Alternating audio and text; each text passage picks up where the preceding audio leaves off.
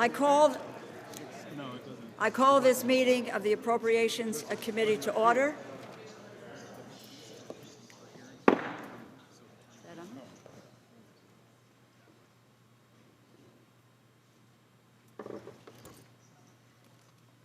Before we begin, I remind everyone of some of the practical details of today's meeting.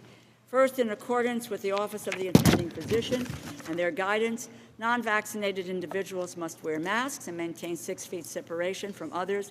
The room is set up for social distancing. For those of you joining virtually, once you start speaking, there will be a slight delay before you are displayed on the main screen. Speaking into the microphone activates the camera, displaying the speaker on the main screen. Do not stop your remarks if you do not immediately see the screen switch. If the screen does not change after several seconds, please make sure you are not muted. Finally, we have set up an email address to which members can send anything they wish to submit in writing at any of our hearings, markups, including documents to be inserted in the record by unanimous consent, amendments, motions, other unanimous consent requests, and so on. That email address has been provided to your staff. I would remind all members that they must verbally request unanimous consent separately from sending the document or written UC request to the email address. Our first order of business today is consideration of the Agricultural Appropriations Bill for fiscal 2022. I will now recognize Mr. Bishop to present the bill.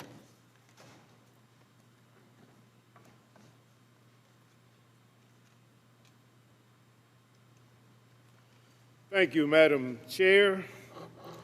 I'm very pleased we are here today to consider the Agriculture, Rural Development, Food and Drug Administration, and related agencies appropriations bill. Before we begin, I would like to thank Ranking Member Fortenberry. His passion for agriculture has made him a great partner during this process, and once again we've come together to produce a great bill. And I thank him for his collaboration and his tenacity in working with us to make sure that we do the best that we can for the work product.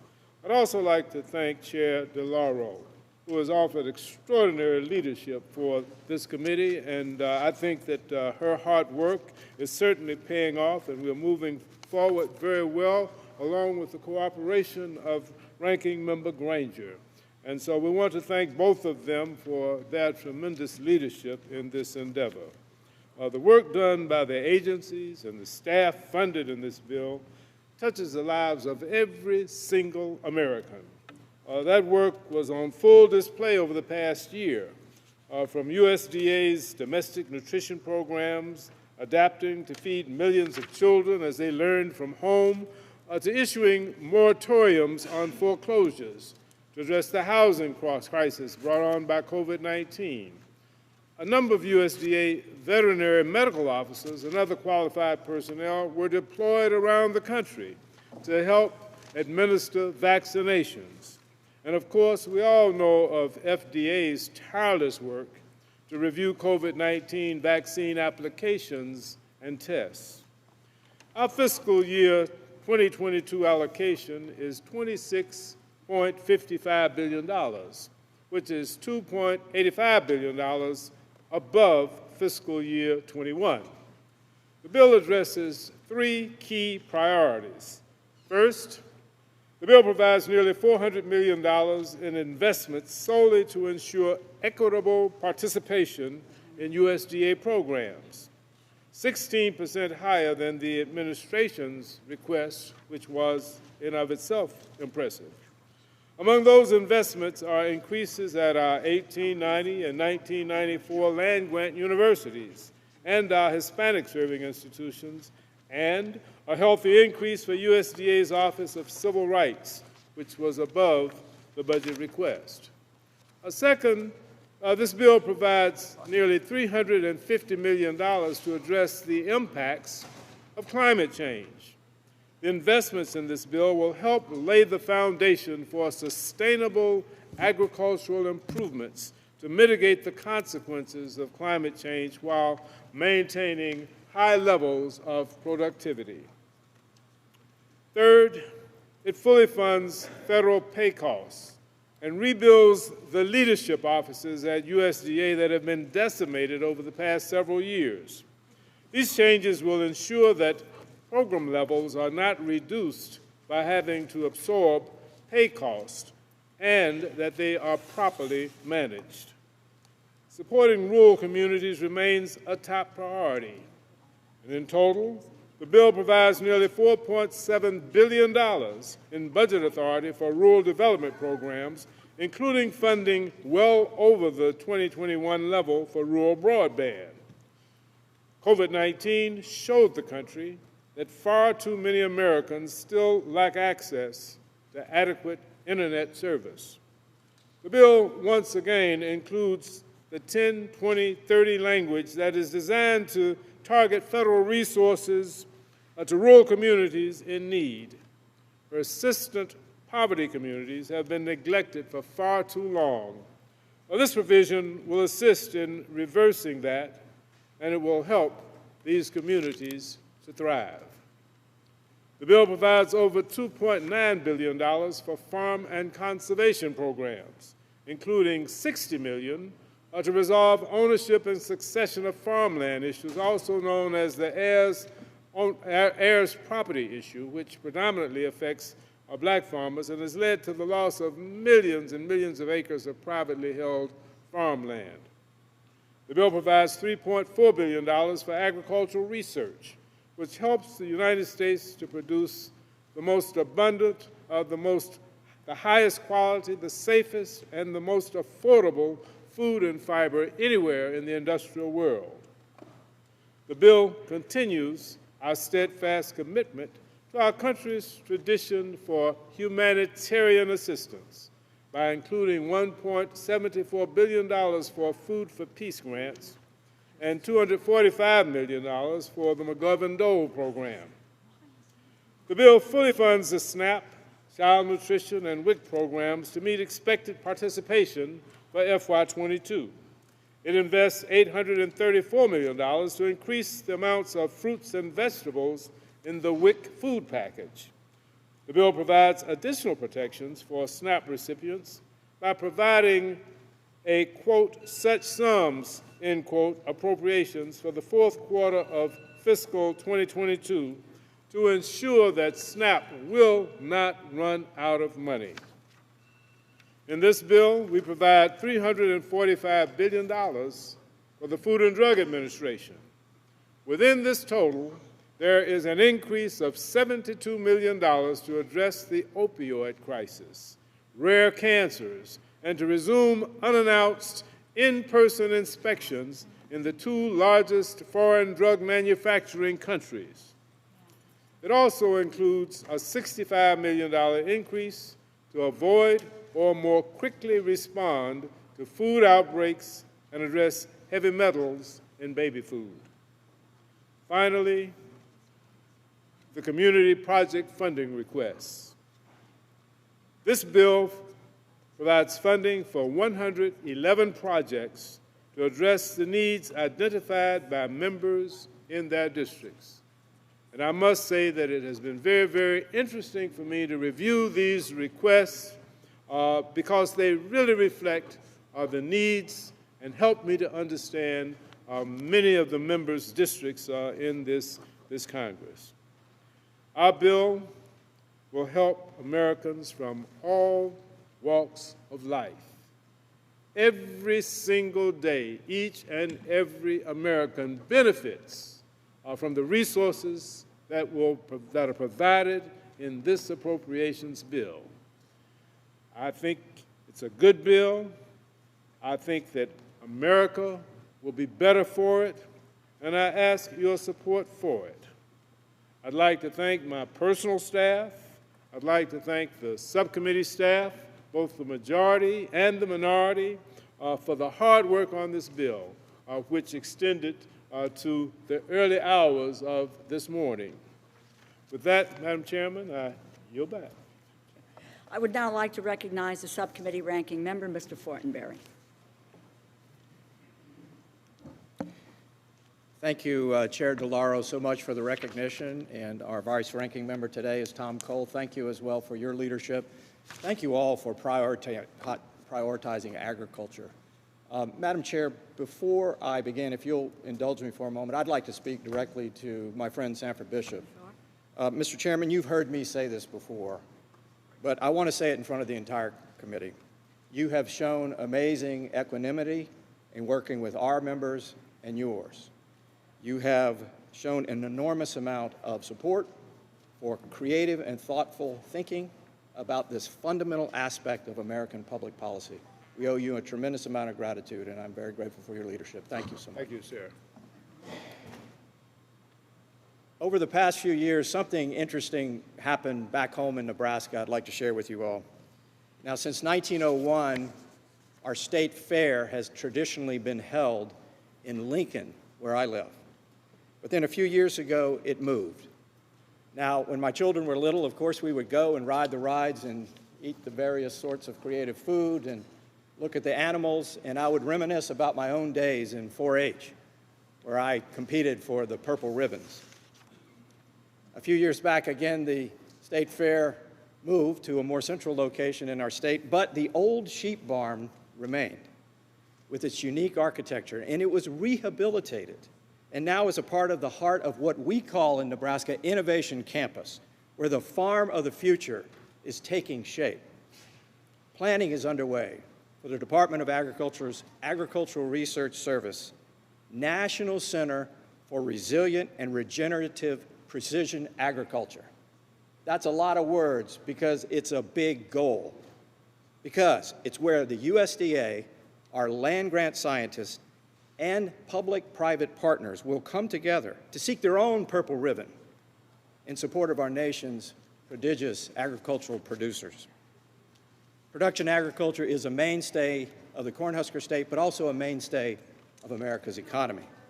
The vastness of our land, our ingenuity, our technological prowess allow our nation to provide the most abundant, low-cost, nutritious, and diverse array of foods anywhere in the world.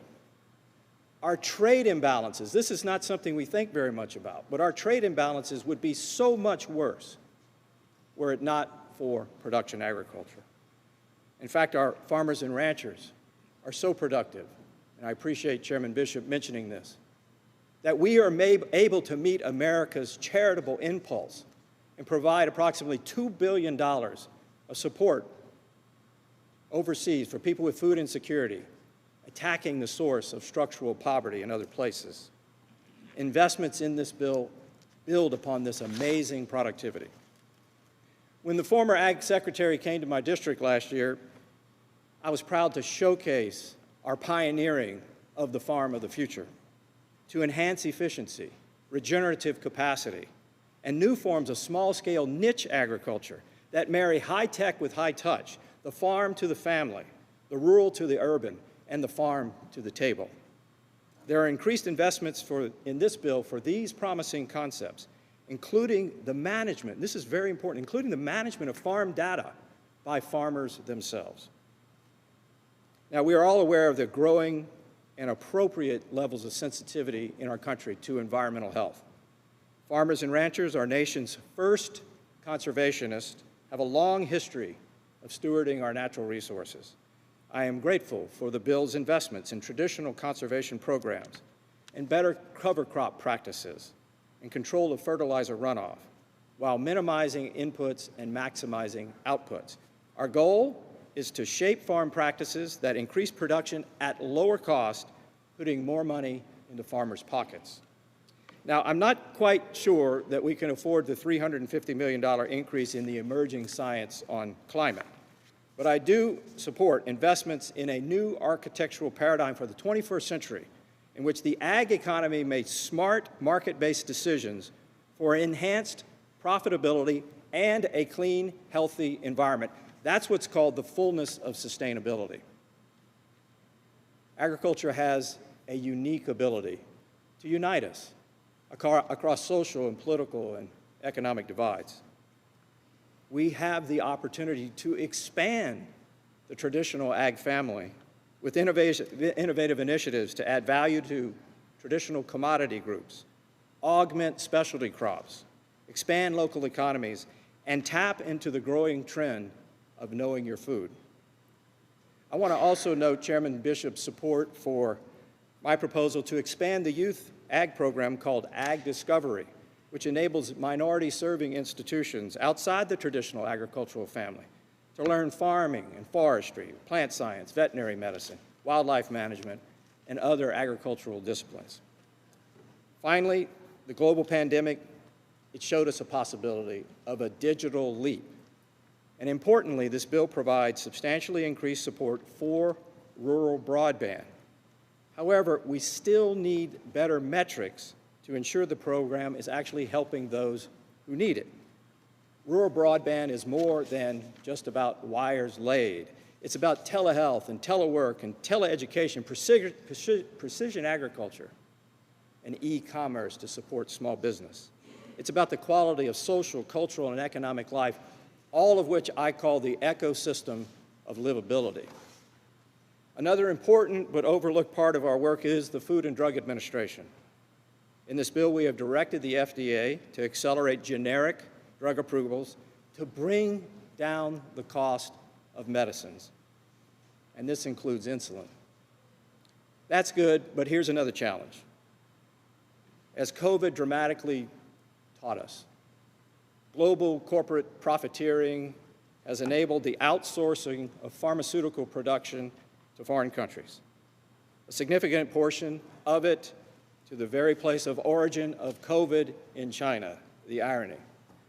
Over 80% of active drug ingredients and 40% of finished drugs on the American market are produced elsewhere. I'm happy to see, and Mr. Chairman, Chairman Bishop mentioned this, more resources in this bill for unannounced inspections overseas. But frankly, I'd feel more comfortable if I saw Made in America on every prescription bottle. Now, Madam Chair, again, because of the sincerity and expertise of Chairman Bishop, of course, it's my preference to highlight the positive aspects of the bill. I'm also obliged to address areas of concern. As we have indicated, the increases proposed here for non-defense bills like this one are too high. The overall bill has approximately a 10% increase in discretionary spending over last year, and it includes a provision that grants unlimited funding, unlimited in the final quarter of this year for nutrition programs. That should be left up to the authorizing committee. Finally, I look forward to solving all of these problems together, thinking creatively, and hopefully getting us to a point where we can pass a good bill this year. Again, thank you, Chairman Bishop and Madam Chair, for your indulgence. And I'd also like to thank our key staff members, Martha Foley and Tom O'Brien, for keeping us on the right track. One final note, one of our members is a dairy farmer and has kindly brought us some of the neighborhood's program, or some of your projects and your latest marketing initiatives from that neighborhood, and also I understand it's a distant relative. So Valadeo is a dairy farmer. He's the milkman. He delivers. Thank you, Madam Chair. I yield back. Well said. I'm not a dairy farmer, but I do represent dairy farmers in Connecticut. And yes, Connecticut does have dairy farms, as does Wisconsin and Etna, but we're strong at it. So thank you. I'd now like to recognize myself for opening remarks. And I want to say a thank you to Chairman Bishop and to Ranking Member Fortenberry for your bipartisan work on this bill, for your ongoing commitment to American agriculture, working families, and to our rural communities. I served as chair of the Ag Subcommittee for several years, so I know how important this funding will be in helping to support our farmers, our ranchers, and our rural communities. This bill provides $26.5 billion in annual funding for programs and agencies across the United States Department of Agriculture and the Food and Drug Administration. It is an increase of more than $2.8 billion, more than 10%. And I applaud that. This increase is critical as we work to tackle hunger, to lift up rural communities, rebuild the public health and safety infrastructure, confront the climate crisis, and foster greater equity. Following the devastation of the pandemic, it is vital that we prioritize resiliency in our agriculture and our food system, ensure our children, our families, our communities have access to an abundant and safe supply of food. That is why I'm pleased that this bill meets the President's request by providing $6 billion in funding for the Special Supplemental Nutrition Program for Women, Infants, and Children, the WIC program, which will extend the program's increases in fruit and vegetable benefits through September 2022.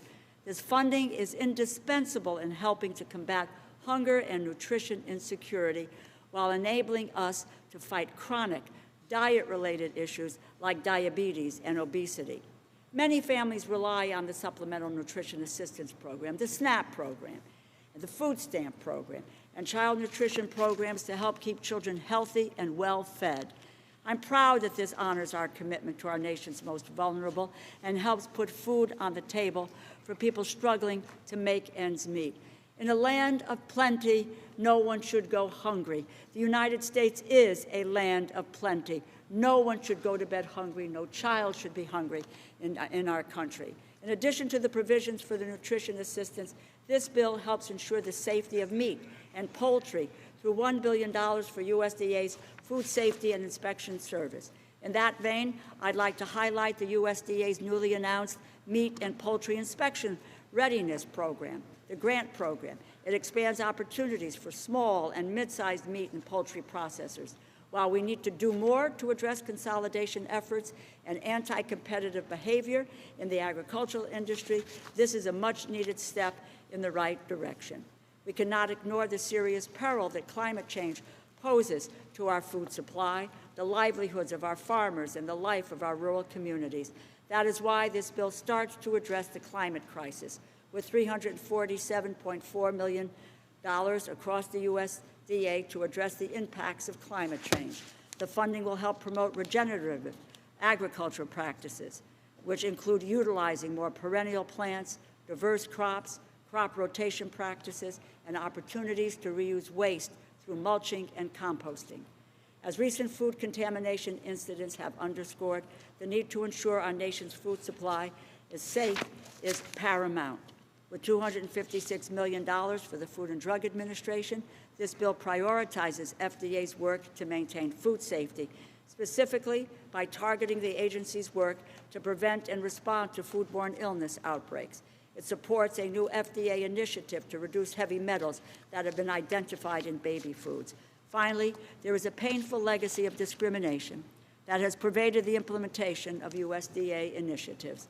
This bill includes important investments to ensure fair participation in USDA programs and strengthen a diverse pipeline for the future of agriculture. And it improves outreach and program access to historically underserved communities.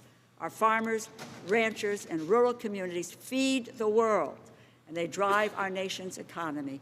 And in a country as rich as ours, no American should ever go hungry. Through the resources in this bill, we can tackle hunger and ensure a safe food supply while lifting up farming and rural communities. I thank again Chairman Bishop and Ranking Member Fortenberry and the subcommittee, the full committee, and the personal office staffs and the subcommittee staffs for all of your work on this bill, and I urge my colleagues to support the bill. And I would like to now recognize Congressman Cole for any of his opening remarks. Thank you very much, Chair DeLauro. It's a privilege for me to be standing in for Ranking Member Granger today. I want to recognize Chairman Bishop and Ranking Member Fortenberry for their work on putting together this appropriations bill that funds the Department of Agriculture, Rural Development, and the Food and Drug Administration. While this bill funds many important programs, it's based on a funding framework that does not have bipartisan support. Put it simply, the increases proposed for non-defense bills like this one are just too high. At the same time, the funding for our nation's defense is too low to meet the security challenges we face worldwide. We want to fund the good things contained in this bill. We must work together to develop spending levels both sides can support. We also need to agree to leave out controversial provisions. I have a few examples that I hope will be carefully reviewed as this particular bill is debated today. The bill essentially grants the administration unlimited spending authority in the last quarter of the fiscal year for a nutrition program that was already dramatically expanded during the pandemic. At a time when our nation's spending is at an all-time high, we should be finding ways to rein in spending rather than write a blank check. In addition, if there's one thing we know from the events of last year, it is that we are all too reliant on imported medical products. The FDA must help to create a regulatory environment where manufacturers of medical equipment and pharmaceuticals come back to the United States. The majority of the plants that manufacture ingredients and finished drugs are overseas. Nearly 20% of these facilities have not been inspected at all in the last 5 years. This is an unacceptable national security and public health risk. While I'm encouraged that the bill includes funds for unannounced inspections of drug manufacturing plants around the world, more must be done. In closing, it is our responsibility on this committee to develop appropriations bills with bipartisan support that can get signed into law. We cannot allow an important bill like this one to be delayed. Our disagreements can easily be resolved if we commit to addressing them now, but time is of the essence. The end of the fiscal year will be here in less than 100 days. Madam Chair, I know that Ranking Member Granger looks forward to continuing to work with you and Chairman Bishop to address these concerns as the process moves forward. In closing, I would like to thank all of the subcommittee members and the staff for their hard work on this bill, specifically our Minority Clerk, Tom O'Brien, and Majority Clerk, Martha Foley. Thank you, Madam Chair, and I yield back. I thank the gentleman, and I too look forward to working with Chair Granger on this bill and the others as we move forward. Let me recognize Congresswoman Wasserman Schultz. Are there any other members who wish to speak on the general comments about the bill? Congresswoman Wasserman Schultz. Thank you, Madam Chair. Chairman Bishop and Ranking Member Fortenberry, I commend you for putting together a bipartisan bill that tackles hunger, fights climate change, and advances public health interests. It's been a pleasure to work with you both and the other members of this subcommittee this year, my first year as a member of the Ag Subcommittee. I'm glad that this bill strongly invests in nutrition programs like the Women, Infants, and Children Program, or WIC, child nutrition programs like Summer EBT and SNAP. Strengthening these programs is more important now than ever as we continue to recover from the pandemic. The bill also includes $347 million across USDA to help farmers mitigate climate change and incorporate practices that produce less greenhouse gas. I'm also pleased that the bill includes several strong provisions that will push USDA to start enforcing the Animal Welfare Act again. The last administration virtually stopped enforcing the Animal Welfare Act. The provisions in the bill will help ensure that USDA takes action and issues proper penalties when it discovers animal abusers and puppy mills. But I would especially like to commend the subcommittee for addressing nicotine addiction and the e-cigarette epidemic. In Florida, more than 25% of high school students use e-cigarettes, and more than 29,000 kids under 18 try cigarettes for the first time each year.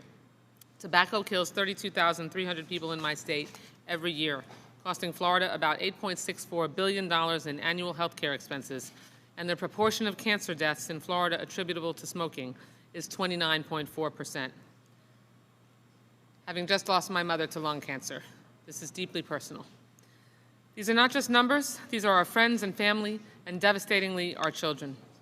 I'm pleased that the committee report includes language urging the FDA to carefully weigh the risk of youth initiation and high nicotine levels for these dangerous products as they consider pre-market tobacco applications. Separate language also addresses the problem of flavors, particularly menthol. E-cigarette makers have lured our children with appealing flavors and hooked them with massive doses of nicotine in their products. I'm also glad that the subcommittee has included language that addresses child cancer. Childhood cancer remains the leading cause of disease-related death in our children. The report includes language encouraging FDA to hire additional staff to fully implement the Research to Accelerate Cures and Equity for Children, or the RACE Act. RACE was intended to improve and expand treatment options for pediatric cancer patients by mandating that all new adult oncology drugs also be tested in children when relevant to the particular childhood cancer. As a cancer survivor and as a mother, I've spoken with countless families that have to live with the devastating news that their child has cancer. These provisions are necessary to help us in this fight against cancer. I want to end by thanking the chair for including so many provisions that help citrus growers in my home state of Florida. Citrus growers contribute $7.2 billion to Florida's economy, and they support 50,000 jobs. It's imperative that we stop citrus greening disease and save these growers. And I would be remiss, Madam Chair, if I didn't encourage you to buy Florida orange juice and only drink Florida orange juice, the best orange juice in the world. Thank you. I yield back. Does anyone else want to get up and, shill for a product? Congressman Rogers. Thank you, Madam Chair. I want to commend and thank the chairman and ranking member and the full subcommittee for bringing out this bill with two very important features that attract me.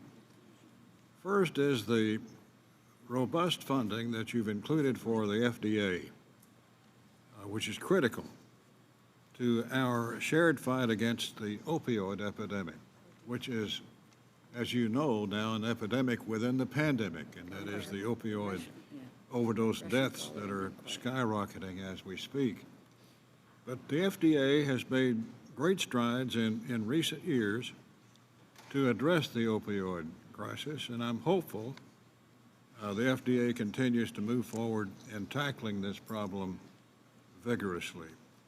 And then secondly, I want to thank the subcommittee both for the strong funding for rural broadband and its execution. The COVID-19 pandemic made it abundantly clear how critical broadband access is to our rural communities. In 2013, I partnered with my Kentucky governor at the time and the state legislative leaders to think of a way to expand rural broadband access across the state, which at that time led the country with the lack of broadband connectivity. We came up with a thing called Kentucky Wired, an ambitious project. We're constructing over 3,000 miles of high-speed, high-capacity fiber to every single county in Kentucky, 120 counties. Kentucky is the first state in the country to build an open access, middle-mile fiber network in every county. This network serves as the backbone of broadband in the state. It's now 98% complete and ready for last-mile service providers to connect it and provide broadband to our rural residents. Kentucky will be then the leading state in the country for connectivity. The funding in this bill will enable local service providers to build out last-mile networks and connect our rural communities to improved health care services, education, and new economic opportunities, job producers. I look forward to working with both of you on these matters as we move forward, and I thank you for the provisions in the bill. I yield back. Congresswoman Underwood is recognized. Thank you, Madam Chair. I'd like to thank you and Ranking Member Granger, as well as Chairman Bishop, Ranking Member Fortenberry, and the subcommittee staff for your hard work to prepare the fiscal year 22 Agriculture, Rural Development, and FDA Appropriations Bill. As a member of this subcommittee and the representative of a district with a substantial rural population, I am pleased to support this bill and the many important priorities it contains to support farmers and families in my Northern Illinois community, including funding for rural broadband and infrastructure, and investments to support small farmers and local food systems. Farmers in my community are on the front lines of climate change, facing both record flooding and severe drought in recent years. They are also playing a key role in delivering climate solutions, and I am proud to support this year's bill containing nearly $350 million of investment in confronting the climate crisis.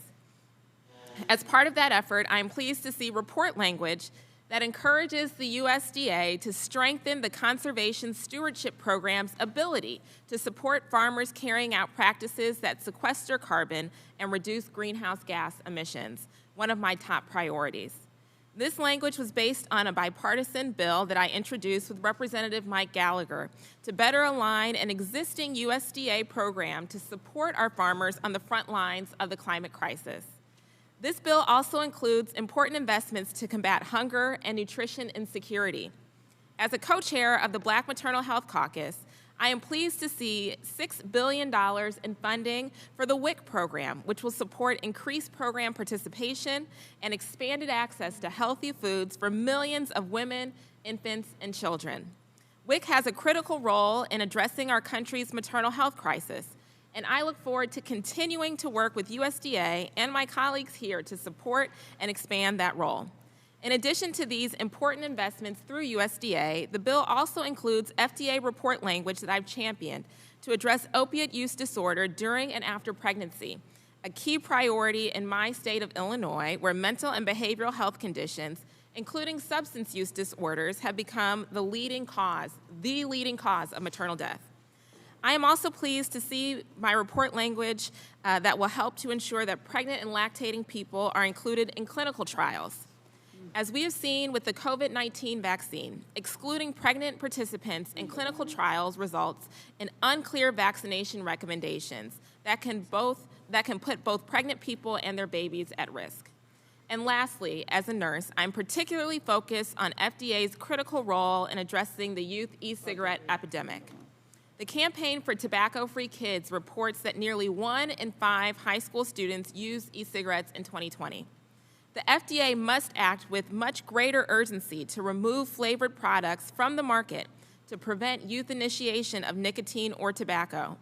I look forward to working with my colleagues to ensure the agency takes a more aggressive action to protect young people across the country. I was encouraged to see the FDA take an important step towards a prohibition on menthol cigarettes in April, and I hope the agency will swiftly initiate a rulemaking to finally remove these harmful products from market to protect our communities, advance health equity, and save lives. Thank you again to Chairman Bishop, Ranking Member Fortenberry, and all the staff who put this bill together. I really appreciate your willingness to be so accommodating. I look forward to supporting this bill, and I yield back. Congressman Rentschenthaler. Thank you, Madam Chair.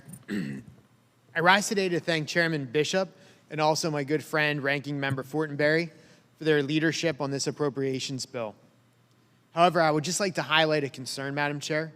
I have a concern on the report language that's included regarding the delivery of prescribing information. The FDA requires that drug manufacturers provide pharmacists with prescribing information to explain the safe and the effective use of the drug. Prescribing inserts are only for physicians and pharmacists. So just to be clear, this isn't the labeling that's on the package the patient receives. This is just language for the physicians and the pharmacists. But in 2014, the FDA proposed a rule that required this information be delivered primarily in digital form instead of paper. But then in 2015, language in this bill has blocked the FDA from modernizing prescription labeling requirements, which would improve the speed and effectiveness of patient care and delivery, of course. This rider benefits only one paper company, Madam Chair, that happens to be in northern Maine. It does that to the detriment of patients. Electronic labeling of prescribing information will ensure that providers have access to the most up-to-date information almost instantaneously. And so instead of the 8 to 12 months it would take to develop, print, and then deliver a paper label for prescribers. Further, digital delivery is better for the environment, which of course is a priority for everybody here. But I believe there can be a compromise on this issue, Madam Chair, and I hope that we can work together to improve prescribing information delivery for our nation's patients. Thank you, and I yield back. Congresswoman Cuellar. Thank you so much, Madam Chair, and I want to thank Chairman Bishop and the Ranking Member, Mr. Fortenberry, because they certainly have worked together to be accommodating to all the members. As I look across, we see a good cross-section of the country here, and I want to thank them so much for doing that.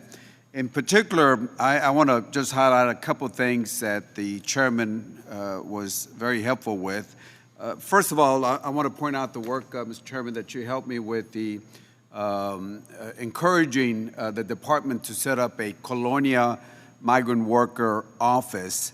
Again, this is important because these are communities along the border, mainly in the Texas, but they go New Mexico, Arizona, in California, where they basically don't have water, don't have sewage, sometimes they don't even have electricity.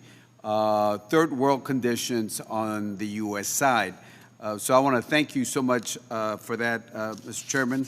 I also want to say also that the additional $800 million for the Reconnect program to increase access to broadband connectivity to the underserved and underserved rural communities is key to make sure that we get those communities, whether it's for business, for their home, or for their schools. So I want to thank you for that also. And I also want to say you've been working with me on the cattle, the fever tick situation, cattle health. So I certainly want to thank you for the resources on that area. And of course, the citrus, because that affects California, Texas, and Florida. So in the citrus health response program and the monies for that, thank you so much for that. Finally, the last point I want to point out is something that I think affects all members in rural areas, and that is we're concerned about the staffing shortages at FSA offices, and certainly the language that you added there, hopefully will get the Secretary to work with us on the shortages that we have at the FSA offices. With that, I want to thank you, Mr. Chairman, and the ranking member, because you all have truly been bipartisan and have reached out to all members to be as accommodating as much as possible. So thank you so much. Well, thank you, Mr. Cuellar, and also say thank you. Just a quick announcement. Mr. Cuellar is providing us with some great Texas barbecue starting later this afternoon, so we are very grateful to you for taking care of us, Henry. Thank you. Congresswoman Bustos. Thank you, Madam Chair. I also want to thank the ranking member, and along with Chair Bishop and Ranking Member Fortenberry for, and of course your staffs for what I would note is the robust increase in agricultural research funding that's included in this bill. This appropriations bill includes more than $3.3 billion for agricultural research programs at the Department of Agriculture. That's a 7% increase over last year's enacted level. The increase is consistent with what My America Grow Act, which calls for at least a 5% annual research funding increase at USDA for each of the next 10 years, calls for. An increase of this magnitude would allow the USDA to continue to build on their tradition of making scientific breakthroughs across industries and developing leading-edge research, a tradition that includes innovations like making mosquito-resistant uniforms for the U.S. military, bacteria-repellent cooking pan surfaces, and an online climate and weather tool to better manage farm pests and plant diseases. I'd also be remiss if I didn't mention the groundbreaking research led by the National Center for Agricultural Utilization Research in the congressional district I serve. We just call it the Peoria Ag Lab. The Ag Lab is developing a project that would initiate novel research programs to develop and utilize crops that improve the climate resilience and sustainability of food and energy production, all while fostering new economic opportunities for rural America and securing the food supply. I was also very pleased, Madam Chair, to see that my community project funding request on behalf of the Ag Lab to fund that research project was included in the bill that we're marking up today. Thank you for that. With investments like these, we can continue empowering our farmers to compete across the world while shoring up our critical supply chains. With that, Madam Chair, I yield back. Thank you. Congressman Harris. Thank you very much. And I want to thank the subcommittee for including language in the bill, including funding in the bill, for the inspection of wild-caught invasive species blue catfish in the Chesapeake Bay. You know, it turns out that this is a kind of twofer, you know, by providing extra help to make sure that the watermen don't have to bear the expense in the processing plants of inspection, because the catfish is the only type of fish that's inspected by FSIS. All else is inspected by FDA, and that goes back to a squabble between Chinese producers and southern catfish farms, but the Chesapeake Bay got caught in the middle. And one of the best ways to control it is actually to catch the fish and commercially process them. I'm told they're very good to eat, but if the processors have to bear the cost of the inspection, overtime inspection, because those watermen come in any time of the day or night or the weekends with their catch, then it's not commercially viable and they don't catch it. So I want to thank the committee for understanding that issue for the Chesapeake Bay. We want to restore the ecosystem of the Chesapeake Bay, and an invasive species like the blue catfish does interfere with that. So I want to thank the committee for helping solve that problem for our watermen and, again, those who enjoy the Chesapeake Bay. I yield back. Congresswoman Lawrence. Thank you, Madam Chair. And thank you to Chairman Bishop and the Ranking Member Fortenberry. While there are several provisions in this bill that I support, I want to focus on the Supplemental Nutrition Assistance Program and the Special Supplemental Nutrition Program for women, infants, and children. As of March, USDA estimates that more than 42 million Americans, including 1.3 million Michiganders, relied on SNAP to help to put food on their tables and feed their families. Before the pandemic, food insecurity was at its lowest point in more than 2 decades. While we're working to ensure that the economy comes back stronger than ever, I'm proud that our committee recognizes the need for robust funding for both SNAP and WIC. American families should not have to wonder or worry where their next meal will come from. We need increased investments like these to ensure that no one is left behind in this recovery. I want to thank you again, and I'm proud to say I support this bill, and I yield back. Thank you. Congresswoman Lee. Thank you very much, Madam Chair. I, too, want to thank Chairman Bishop for his incredible leadership in drafting a bill that tackles hunger and food insecurity, uplifts rural communities, advances equity, and strengthens consumer safety. Also, I want to thank our ranking member, Mr. Fortenberry, for working together to make sure that our rural communities and farmers are supported. And, of course, to Chairwoman DeLauro and Ranking Member Granger, thank you for your leadership and your in-depth knowledge of all of these issues on this subcommittee. This critical bill includes funding for over $26 billion to support programs and agencies that provide needed resources to individuals and families nationwide. The more than 10% increase over 2021 is a reflection of the immense needs of our urban, suburban, and rural communities. The COVID-19 pandemic exposed the crisis of poverty, hunger, food insecurity that families were facing before and continue to face daily in the United States. And so I'm really pleased to see that this bill includes $105.8 billion for the Supplemental Nutrition Assistance Programs, $26.9 billion for child nutrition programs, and $6 billion for the Special Supplemental Nutrition Program for women, infants, and children.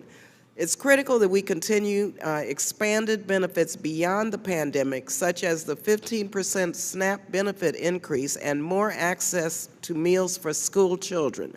These programs are essential to the fight against hunger and poverty.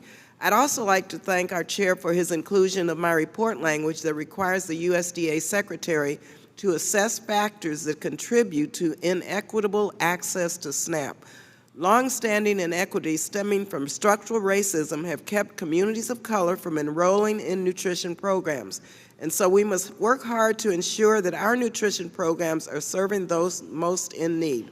This bill also includes $6 million to the Healthy Food Financing Initiative, a program that I helped get its first round of programmatic funding. This critical program provides loans and grant financing to attract grocery stores and other fresh food retailers in low-income areas so that we can expand access to healthy food and strengthen local and regional economies. Finally, I'd like to acknowledge the chair's commitment to advancing equity at the USDA. I was thrilled to see increased funding for the Farming Opportunities Training and Outreach Program and Outreach and Assistance for Socially Disadvantaged Farmers and Ranchers, which supports training and technical assistance for socially disadvantaged and beginner farmers. I personally have heard from the black farmers across the state of California, and yes, Mr. Chairman, I really am pleased to be able to introduce you to them. And for those who don't know, we have hundreds of California African American farmers, and they have an association, the California African American Farmers Association, and they too have called for more technical assistance and general outreach from USDA. And so it's imperative that we get USDA the resources to better meet the needs of farmers who have been historically discriminated against, and I can say for certain this includes the African American farmers in the state of California. So thank you again, Mr. Chair, for your leadership, and I look forward to seeing this bill on the floor, and I yield back. Congressman Espaillat. Thank you, Madam Chair. Thank you, Chairman Bishop and Ranking Member Fortenberry and committee staff for all your hard work. One of my highest priorities since I came to Congress, especially during the COVID-19 pandemic, is nutrition gaps in supplemental nutrition that many families in New York's 13th district face on a daily basis. Food security continues to be a major issue across America, and it manifested itself in a very pronounced way during this past pandemic. One of the most important and fruitful programs is the WIC Farmers Market Nutrition Program that provides 1.7 million low-income women and children each year with locally grown, nutritious, fresh fruits and vegetables. This is critical because the pandemic revealed what we already know, that many people face diabetes, asthma, respiratory diseases, cardiovascular problems, renal problems, and they really lost their lives because of these health disparities, health inequities, and of course, diet and what you eat is so important and critical in that aspect. This program supports also local markets and local farmers, the agricultural community, and puts healthy and nutritious food to many families who would otherwise not afford them. I want to thank the committee for accepting my request to increase funding for the WIC FMMP program and raising the fiscal year 2022 level to $30 million, a $9 million increase from last year. Urban agriculture, yes, urban agriculture right in the middle of Harlem and Washington Heights and Inwood is something in New York City that we are very excited about and appreciate the committee's support for this growing enterprise. In my district, the Health Food Financing Initiative was a lifeline for families struggling economically during the pandemic. I applaud all efforts to continue this partnership to leverage private capital and other program dollars to reaching underserved communities. All of this is to say that nutrition assistance and support to families is one of the biggest needs and concerns of my constituent, and I appreciate all of the support that we can provide through the Department of Agriculture. I appreciate all this hard work, Madam Chair, that you put into this bill, and I yield back. Thank you. Congresswoman Capter. Thank you, Chair DeLauro, and I want to begin by thanking Chairman Bishop, whose leadership and demeanor and broad vision have heavily been valued by this committee and the American people. And also to thank Ranking Member Fortenberry for his bipartisanship and serious work to bring the FY22 Agriculture Appropriations Bill before us today. The COVID-19 pandemic exacerbated the inequities of our country's food systems. And I want to thank the chairman for steps to restore and embolden America's local smaller farmers and smaller producers to help provide for their communities. This bill offers language that supports our local and smaller farmers by ensuring their abilities to participate in the wide spectrum of USDA food programs and so that they're not immediately tamped down by very large enterprises in the production system. It also encourages USDA to hire regionally focused small farmer specialists dedicated to helping smaller farmers with financial and technical assistance programs. This is truly a step in the right direction towards securing small farmers and and local producers the type of attention they rightfully deserve. And I'm pleased that this bill also prioritizes water and soil conservation and, importantly, supports the Great Lakes region, the largest body of fresh water on this continent and globally, by directing the ARS and NRCS to develop precise imaging technologies for better assessment and identification of the causes of the harmful algal blooms that plague Lake Erie, Lake Ontario, and growing presence in the other Great Lakes, such as Michigan, as a result of drainage from the largest watersheds in the entire Great Lakes. These efforts are vital to ensuring water purity and land prosperity for generations to come. And finally, I thank the Chair and Ranking Member for the $2.5 million increase for the Office of Urban Agriculture and Innovative Production to build opportunity again for local food production in areas of food insecurity and, yes, food deserts. I look forward to continuing to work with the committee to increase funding to the $25 million authorized level in the 2018 Farm Bill. Again, thank you, Chairman Bishop, Ranking Member Fortenberry, and all the members very much for your hard work. Are there any other members wishing to make general comments about the bill? Seeing no other member wishing to make opening remarks, I would like to recognize Mr. Bishop to offer a manager's amendment. The clerk will, I'm sorry, you go ahead. Madam Chair, I do have an amendment at the desk entitled Bishop 1. The clerk will read the amendment. An amendment from Mr. Bishop in the bill on page 6. I ask unanimous consent that the clerk be allowed to dispense with the reading of the amendment. Without objection, the reading is dispensed with. Mr. Bishop is recognized. Before you is the manager's amendment, making non-controversial technical changes and addressing a number of member requests in the bill and the report. The amendment has been drafted in very close consultation and cooperation with Ranking Member Fortenberry, and I urge its adoption. I yield back, Madam Chair. Ranking Member Fortenberry is recognized. Yes, thank you, Madam Chair. We have worked in collaboration on this. We accept the amendment and urge its adoption. Are there any other members who wish to speak heard on the amendment? Congresswoman Lee? Yeah.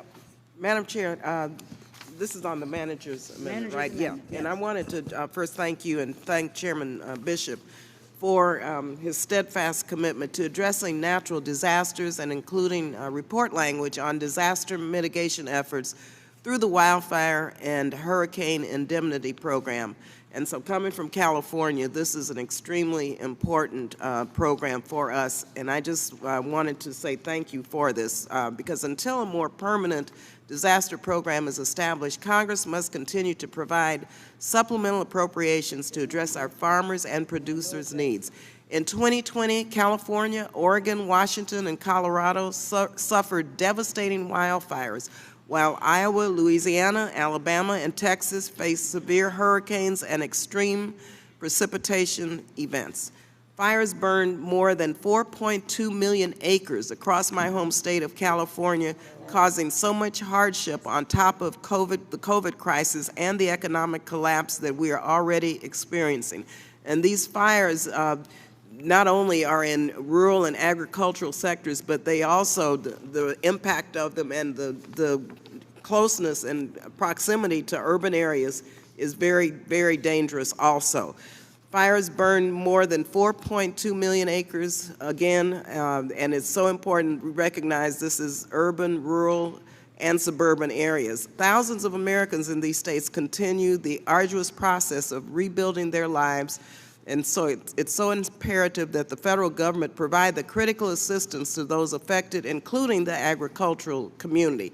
And so I'd like to thank the leadership of our friend, Representative Mike Thompson, for bringing together members, and he's had several meetings with all of us and members outside of California and all of these states to continue to advocate to extend WIP plus funding for natural disasters in 2020, especially the wildfires that devastated my home state of California. Thanks also to Representative Terry Sewell, Representative Panetta, Representative Costa, and Representative Axney, and so many other members for fighting to help people and communities rebuild. So thank you again, Mr. Chairman. Thank you again, Madam Chair, for this. Are there any other members who wish to be heard on the amendment, on the manager's amendment? I recognize Mr. Bishop for 1 minute to close. Madam Chair, it's a good amendment. It is helpful to the bill and constructive, and I urge its adoption. The question is on the amendment. All those in favor say aye. Aye. Those who are opposed say no. In the opinion of the chair, the ayes have it, and the amendment is adopted.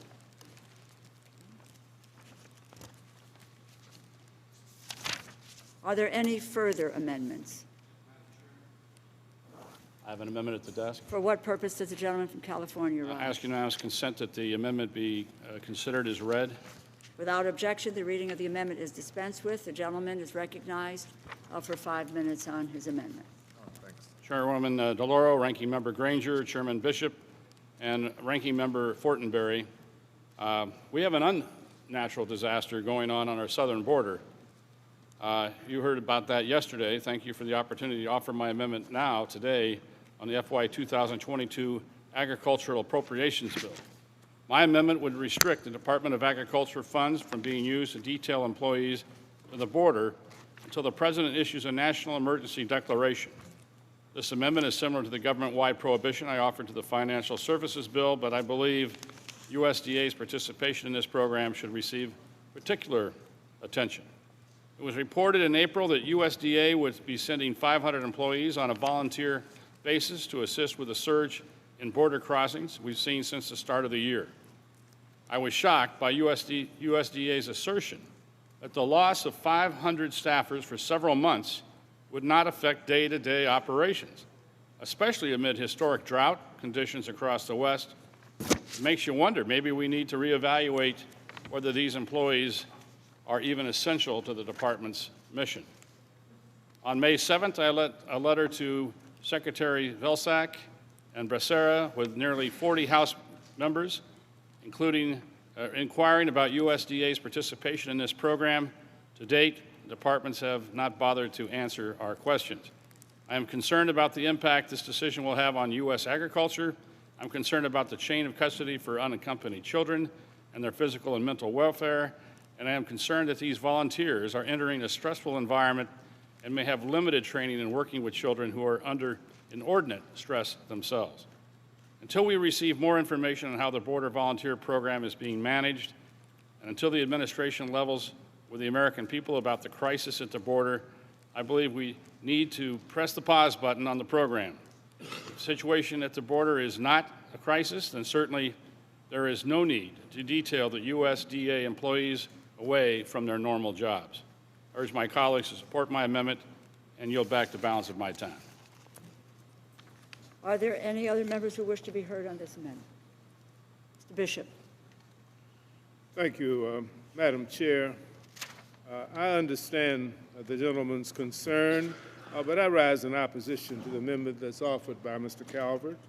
This amendment would prevent any funding in this bill from being used to temporarily assign USDA employees to the southern border to provide support services related to unaccompanied migrant minors unless the President declares a disaster. I'd like to point out that the number of kids in HHS custody has declined by 8,000 since March. My understanding is that HHS is expediting the placement of children with safe and suitable sponsors, and in fact, one of the activities that federal employees are doing on their detailed assignments is assisting with case management services so that the children can be placed with sponsors as quickly as possible. This assistance from federal employees has been important in reducing the number of children in custody, and the amendment would prevent any employees from volunteering for this very, very important humanitarian work. I would urge a no vote on this amendment, Madam Chair, and I yield back. Congressman Fortenberry. Thank you, Madam Chair. I support the amendment, and frankly, I appreciate Mr. Calvert's initiative in this regard in pointing this out. It's my understanding that most of the employees from USDA, if not all, are from the Natural Resource Conservation Service. These are the people who are in charge of soil health and environmental issues across our country, helping farmers be good stewards of the land. That's their expertise. Clearly, there is a chaotic situation at our border, and we need additional enhanced resources from experts who are skilled in enforcement as well as meeting humanitarian needs there. This isn't the right way to do it, so I support Mr. Calvert's initiative. Yield back. Is there anyone else who wishes to speak on the amendment?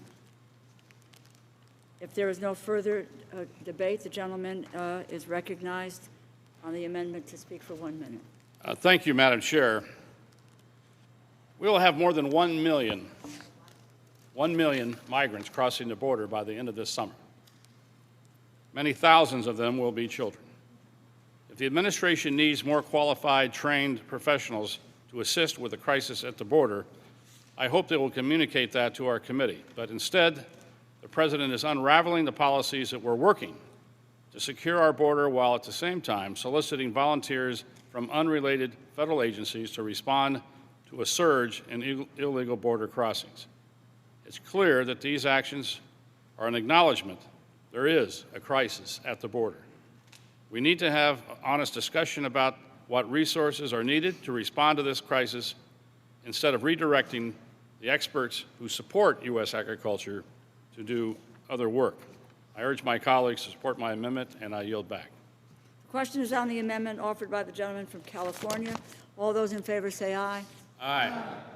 All those opposed say no. No.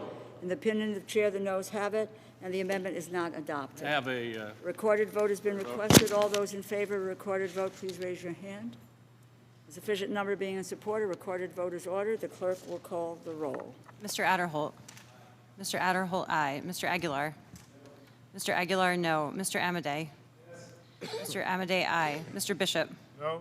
Mr. Bishop, no. Mrs. Bustos. Mrs. Bustos, no. Mr. Calvert. aye. Mr. Calvert, aye. Mr. Carter. Mr. Carter, aye. Mr. Cartwright. Mr. Cartwright, no. Mr. Case. Mr. Case, no. Ms. Clark. Ms. Clark, no. Mr. Klein. Aye. Mr. Klein, aye. Mr. Cole. Mr. Cole, aye. Mr. Christ. No. Mr. Christ, no. Mr. Cuellar. Ms. DeLauro. No. Ms. DeLauro, no. Mr. Diaz-Balart. Mr. Espaillat. No. Mr. Espaillat, no. Mr. Fleischman. Mr. Fortenberry. Mr. Fortenberry, aye. Ms. Frankel. Ms. Frankel, no. Mr. Garcia. Mr. Garcia, aye. Mr. Gonzalez. Aye. Mr. Gonzalez, aye. Ms. Granger. It was on the screen. Mr. Harder. No. Mr. Harder, no. Dr. Harris. Dr. Harris, aye. Ms. Herrera-Butler. Mrs. Hinson. Mrs. Hinson, aye. Mr. Joyce. Ms. Capter. No. Ms. Capter, no. Mr. Kilmer. Mr. Kilmer, no. Mrs. Kirkpatrick.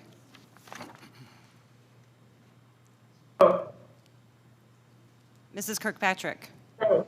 Mrs. Kirkpatrick, no. Mrs. Lawrence. Mrs. Lawrence, no. Ms. Lee of California.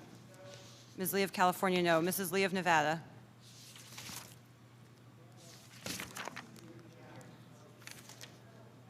No. Mrs. Lee of Nevada. Ms. McCullum. Ms. McCullum, no. Ms. Meng.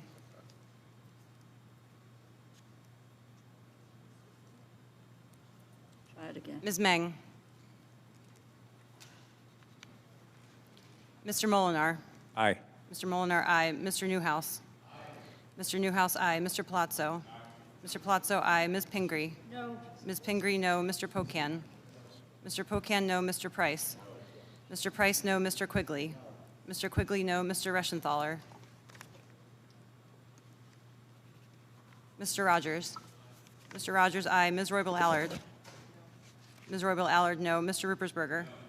Mr. Ruppersberger, no. Mr. Rutherford. Mr. Rutherford, aye. Mr. Ryan. Mr. Ryan, no. Mr. Simpson. Mr. Simpson, aye. Mr. Stewart. Mr. Stewart, aye. Mrs. Torres. Mrs. Torres, no. Mr. Trone. No. Mr. Trone, no. Ms. Underwood. Ms. Underwood, no. Mr. Valadeo. Mr. Valadeo, aye. Ms. Wasserman Schultz. Ms. Wasserman Schultz, no. Mrs. Watson Coleman. Mrs. Watson Coleman, no. Ms. Wexton. Ms. Wexton, no. Mr. Womack. Mr. Womack, aye. Does any member wish to record their vote or change their vote? Mr. Diaz-Balart? Madam Chair. Aye. Mr. Diaz-Balart, aye. Mr. Cuellar? Mr. Cuellar, no. Mr. Fleischman? Mr. Fleischman, aye. Mr. Rentschler? Mr. Reschenthaler, aye. Mr. Joyce? Mr. Joyce, aye. Ms. Meng? No. Ms. Meng, no. Again, does any member wish to record their vote or change their vote?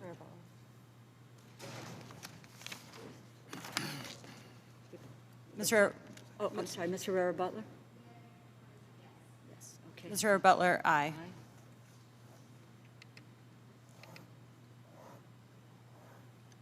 Anyone else? Okay. The clerk will tally.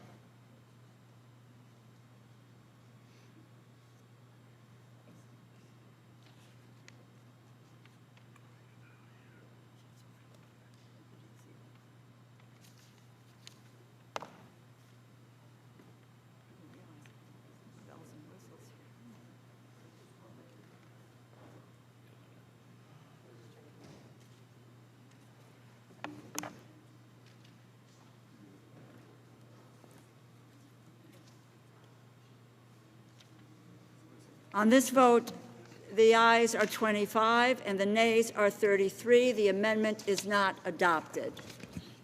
Are there any further amendments? Madam Chair, I have an amendment at the desk. Oh, I'm sorry. For what purpose does the gentlewoman from California rise? Madam Chair, yes, I have an amendment at the desk. The clerk will read the amendment. Line speed waivers, section little a in the whole, the Secretary of Agriculture acting through the administrator. Without Ask for the objection. unanimous consent that the amendment be considered as read.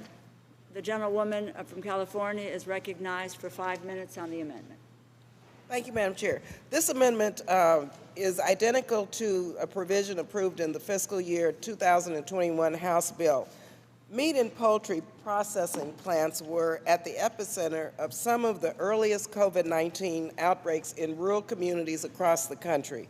This amendment helps protect the health and safety of meat packing workers by suspending and prohibiting any line speed increases in meat and poultry plants during the ongoing pandemic.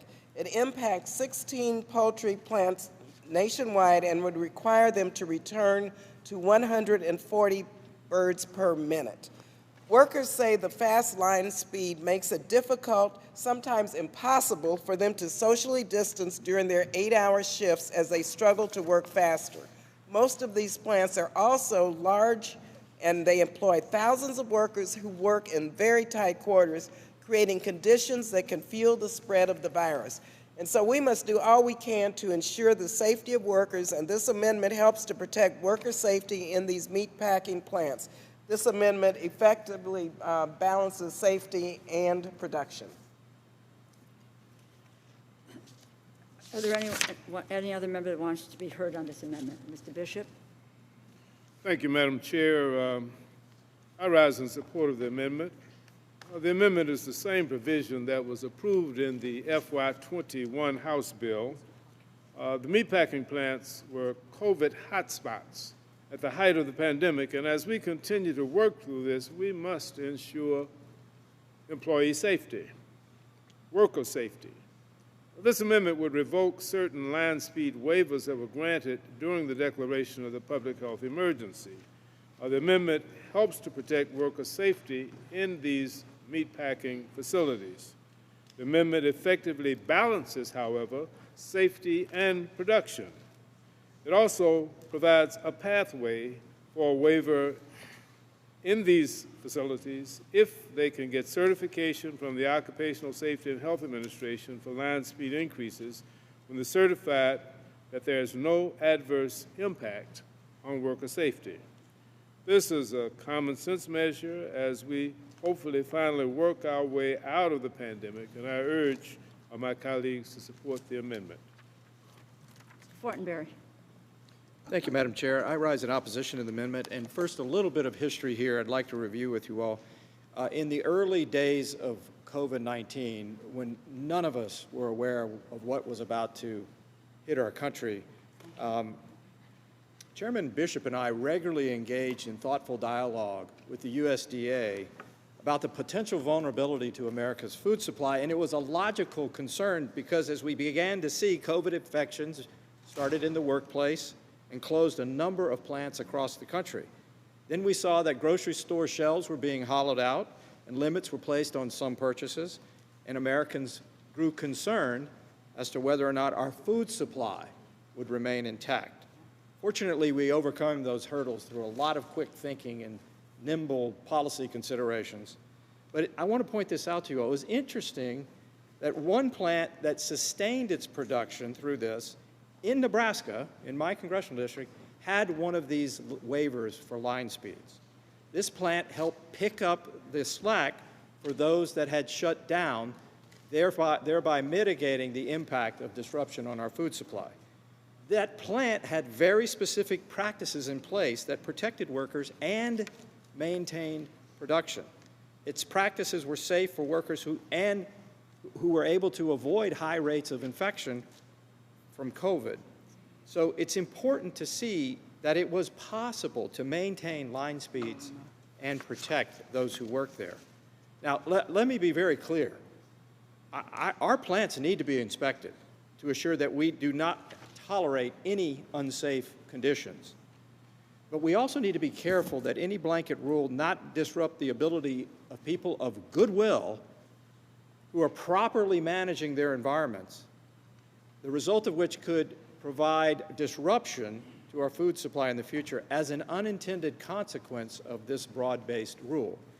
Another interesting point, USDA studied this process for 20-plus years, and our current Secretary Vilsack, when he was Secretary under the Obama administration, vetted this process both for worker safety and public health benefit.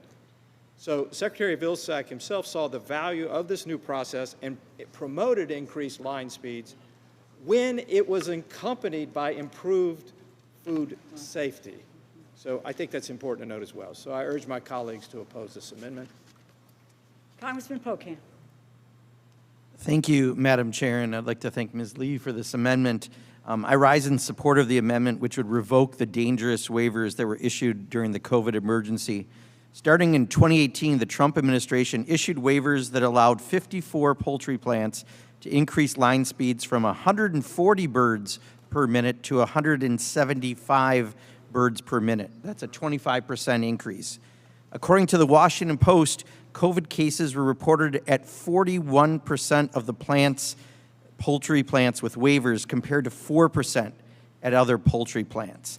The previous administration issued 15 waivers to poultry plants during the pandemic, making it even harder for these workers to have adequate space between them to keep them safe from COVID-19. Workers at meat processing plants do some of the most dangerous jobs in the country, and they deserve meaningful health and safety regulations, including real limits on line speeds. Not only do higher line speeds endanger workers, but they also pose a serious dangers to consumers. Faster line speeds increase the risk of fecal and digestive matter getting on the food, which is honestly disgusting and can cause consumers to digest deadly pathogens such as E. coli and Salmonella. I urge my colleagues to support this amendment, and I yield back. Mr. Molinar. Thank you, Madam Chair. I rise in opposition to this amendment. The new swine inspection system rule by the U.S. Department of Agriculture's Food Safety and Inspection Service provided a new inspection system for market hog slaughter establishments. This rule was informed by the agency's experience with a lengthy pilot program that began under the Clinton administration in 1997. It's because of this pilot program that we know there is compelling data about the safety of workers in NSIS program facilities. The data shows fewer worker injuries in NSIS program facilities over time and fewer injuries at plants when compared to plants outside of the program. It's also important to note that FSIS retains the ability to slow or stop the line as needed. Moreover, there's no connection between COVID-19 and these line speed waivers, which processors had to provide substantial safety data to receive. Revoking these line speed waivers would harm American farmers that have already faced an unprecedented situation over the past year. Research from Iowa State University indicates that revoking the waivers would reduce national packing capacity by 2.5%, which will create a surplus of hogs on the market, leading to a significant economic loss for American farmers. The surplus of hogs would result in an incredible amount of food waste at a time when we know there is incredible demand for pork and other American-made products from our nation's hardworking farmers. I urge my colleagues to support this swine inspection system and allow the Food Safety and Inspection Service to make better use of the agency's resources in order to remove unnecessary regulatory obstacles to innovation, to improve animal welfare, and to protect public health. I urge my colleagues to oppose this amendment. Thank you, Madam Chair. Congresswoman McCollum. Thank you, Madam Chair. I'm going to ask Ms. Lee if she'll yield for a couple of questions. Before I do that, I grew up in meatpacking towns, South St. Paul, Minnesota, Swift's Ann Armours, and we had meatpacking that was very active in the town until just recently by small producers. So for those people who sometimes see somebody that they see for the cities talking on things like this, I know how dangerous these jobs are, but I also know how important they are. Ms. Lee, my understanding from reading your amendment on the first page, line 16, you have a waiver in there after an inspection. Would you elaborate on that for me? Because it seems like you're trying to make accommodations. Sure. Yes. Plants can also request the waiver as long as they comply with OSHA standards. Thank you. I yield back. Mr. Womack. Thank you, Madam Chair. Boy, I rise in strong opposition to this amendment. And I find it a bit ironic that the author of the amendment talks a lot about food insecurity, and yet her amendment will make food insecurity worse by slowing down line speeds. It's going to decrease protein production at a time when President Biden's Secretary of Agriculture has been publicly clear about the desire to increase our capacity. That's right, Secretary Vilsack is calling for massive production capacity expansion, and this amendment would decrease capacity for all the poultry plants affected. There's no connection between line speeds and the spread of the coronavirus, and we all know that. The waivers this amendment would strike are based on years of safety records, and furthermore, the waiver process was initiated by the Clinton administration, later confirmed by the Obama administration. Okay. So let's don't hurt the situation regarding food insecurity worse by slowing down line speeds and limiting protein production in this country. Let's vote this amendment down. I yield back. Ms. Hinson. Thank you, Madam Chair. Good afternoon, colleagues, and I just wanted to speak up today in opposition to this amendment today. Respectfully, this amendment is based on some false pretenses, and it's a great example of government overreach and regulation to fix a problem that simply does not exist. It hurts our farmers. It will hurt our entire ag sector, as you've heard both of my colleagues who just spoke specifically about research from Iowa State University and what our ag secretary has talked about, and former Iowa governor as well. Repealing any of these COVID-19 waivers would make sense if they were actually COVID pandemic response provisions, but they simply are not. The line speed waiver process is over 20 years old, dates back, as we've already heard today, to the Clinton administration, and it has consistently received bipartisan support in the past, including, again, reconfirmation by the Obama administration. So if you're looking at the timing of this process, it can take anywhere from 6 months to 2 years to receive one of these waivers. And that means a facility that may have received a waiver during this time likely had this in the works and submitted long before we actually entered the pandemic. They were not asking for help during the pandemic. They were rightfully requesting this waiver through a very thorough and a long-standing process that was already in place. In rural and northeast Iowa, for example, line speed waivers result in increased productivity and capacity for our pork processing plants. increasing that capacity has a significant impact on the entire local economy, not just in Iowa, but all over the country. Ranges from the financial security of our pork producers and our agricultural producers all the way down to the wallets of Iowa families when they're able to purchase protein at our grocery stores for a reasonable price. Secretary Vilsack did recently echo this point on AgriTalk Radio a few weeks back. He said, quote, "We're looking for an opportunity to expand our processing capacity, and it's fairly clear that producers believe we don't have enough."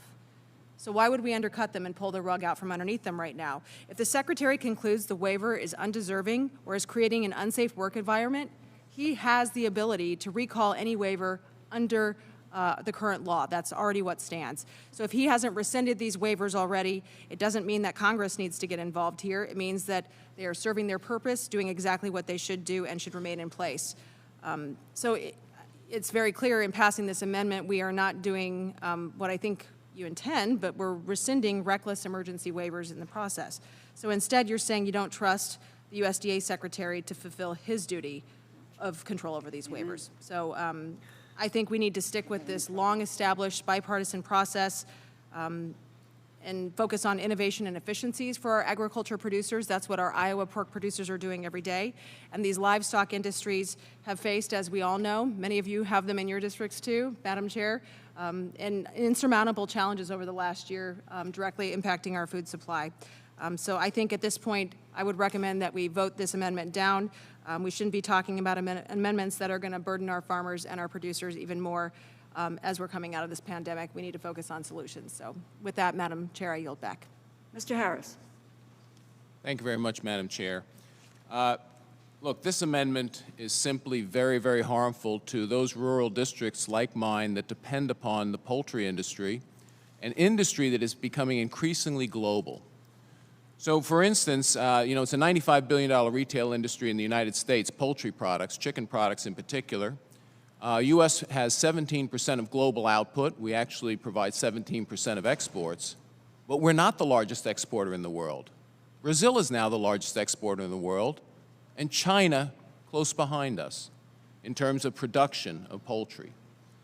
Now, this is a global issue. The fact of the matter is, if we make our processors less competitive, this industry will collapse, just like the steel industry collapsed, just like other industries collapsed in the United States if we don't maintain competition. So the question is, can we maintain competition while maintaining safety?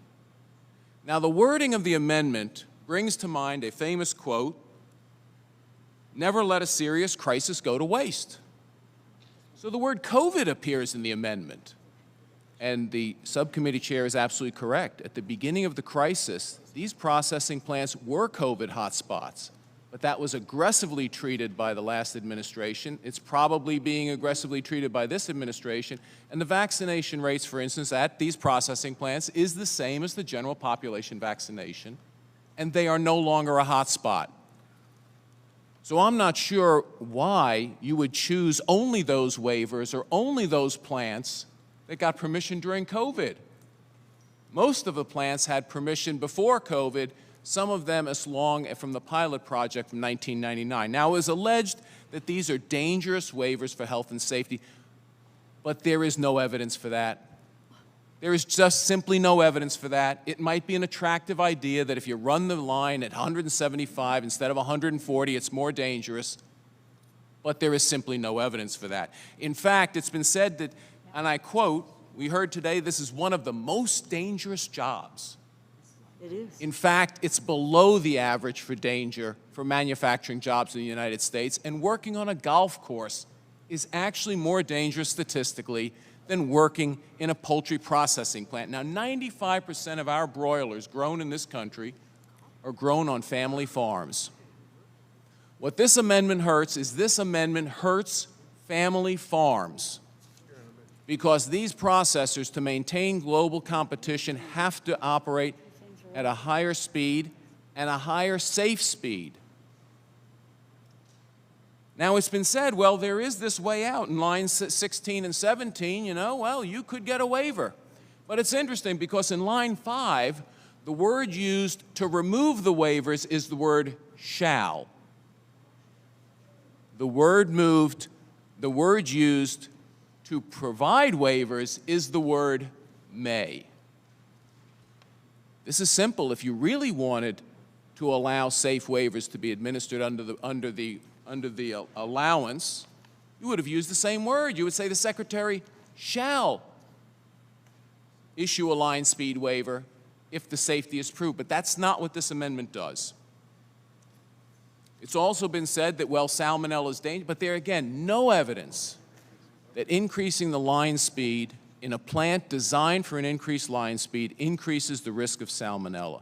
There's just no evidence for it. It might be an attractive theory, and someone might say, well, of course, if you increase the line speed, you do that, but it's just not true, because the plants are designed for higher line speeds for evisceration. Madam Chair, we talk a lot about maintaining global competitiveness. We talk a lot about supporting our family farms. We talk a lot about supporting the agriculture industry. This amendment does nothing but harm to those three concepts. And districts like mine that depend, where the poultry industry is the foundational industry in the district, will be harmed by what appears to be a frivolous attempt, because it only deals with those plants that were approved during the COVID crisis. Why not all the plants that have a waiver? I hate to be cynical about it, but this does appear just not to let a serious crisis ever go to waste. I yield back. I recognize myself.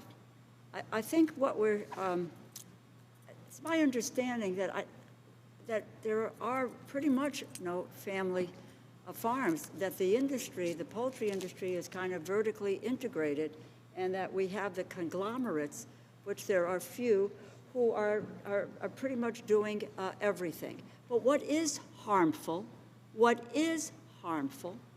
is that, yes, the health and the safety of poultry workers. In fact, I have been to several poultry processing plants.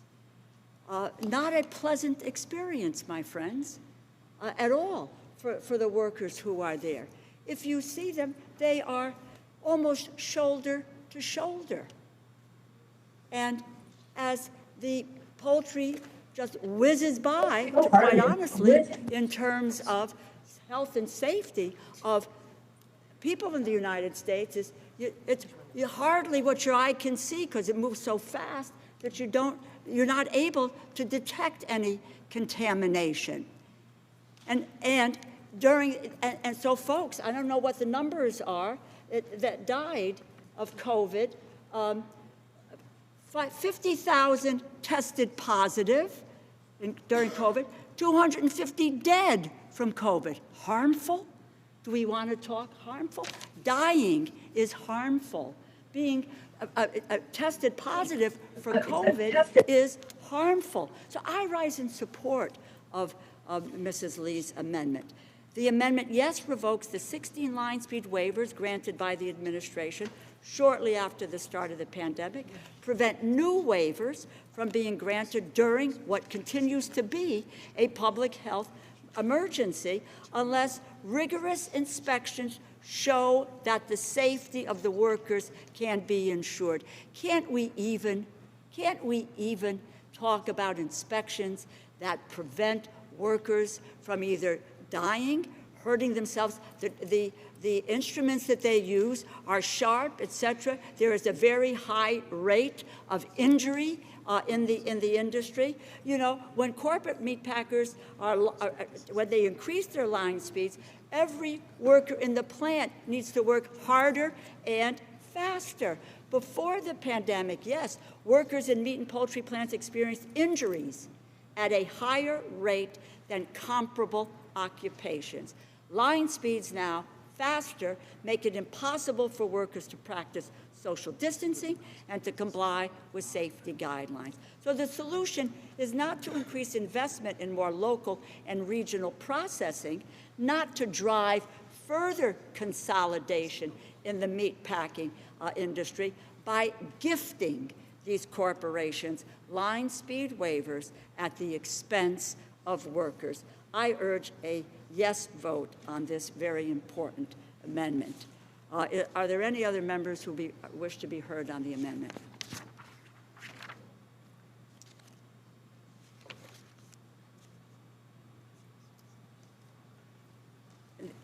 Let me then just ask for a vote. All those in favor?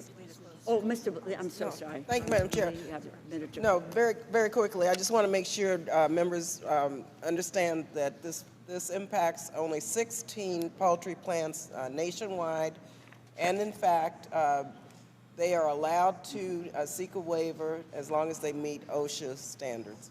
And so I think it's a good balance between production and the health and safety of workers, and I urge and I vote. Thank you. Questions on the amendment offered by the gentlewoman from California. All those in favor say aye. Aye. Those opposed say no. No. In the opinion of the chair, the ayes have it, and the amendment is adopted. Are there further amendments? Madam Chair, I'm sorry, Congressman Klein. I have an amendment at the desk. The clerk will read the amendment. I'll move that the reading be waived. Thank you. Without objection, the reading of the amendment is dispensed with. The gentleman is recognized for 5 minutes on the amendment. Thank you, Madam Chair. My amendment is simple. It prohibits funding for an unauthorized initiative at the USDA called the Civilian Climate Corps. This is a good example of government acting first and thinking or just debating later. We have an economy that is struggling to recover. There are more jobs than there are workers in the marketplace today. In fact, the Civilian Climate Corps is marketed by its advocates and supporters as a way to create 1 million Green New Deal jobs. It's also been called the first plank of the Green New Deal. The American taxpayer can't afford to pay for the trillions in big government programs and regulations that come with the Green New Deal, especially programs that have not been debated and authorized by this Congress. I was deeply concerned to see that this bill would appropriate $5 million toward the Biden administration's misguided climate initiative when we should be prioritizing the core needs of farmers and producers so that they are able to succeed. Furthermore, this initiative creates duplicative and conflicting conservation efforts among programs that are critical to America's farmers. We should not be funding even bigger federal bureaucracy when the agriculture industry is reeling from the effects of the COVID-19 pandemic. The farmers and producers that I represent care deeply about being good stewards of the land. They know that it's vital to care for our natural resources so that their farms and agribusinesses are able to thrive. The committee should not be enabling the USDA to waste taxpayer dollars when there are other worthy programs in this bill that are in desperate need of funding that will help rural America. I urge the committee to adopt the amendment, and I yield back. Are there any other members wishing to be heard on the amendment? Mr. Bishop. Thank you, Madam Chair. I rise in opposition to this amendment.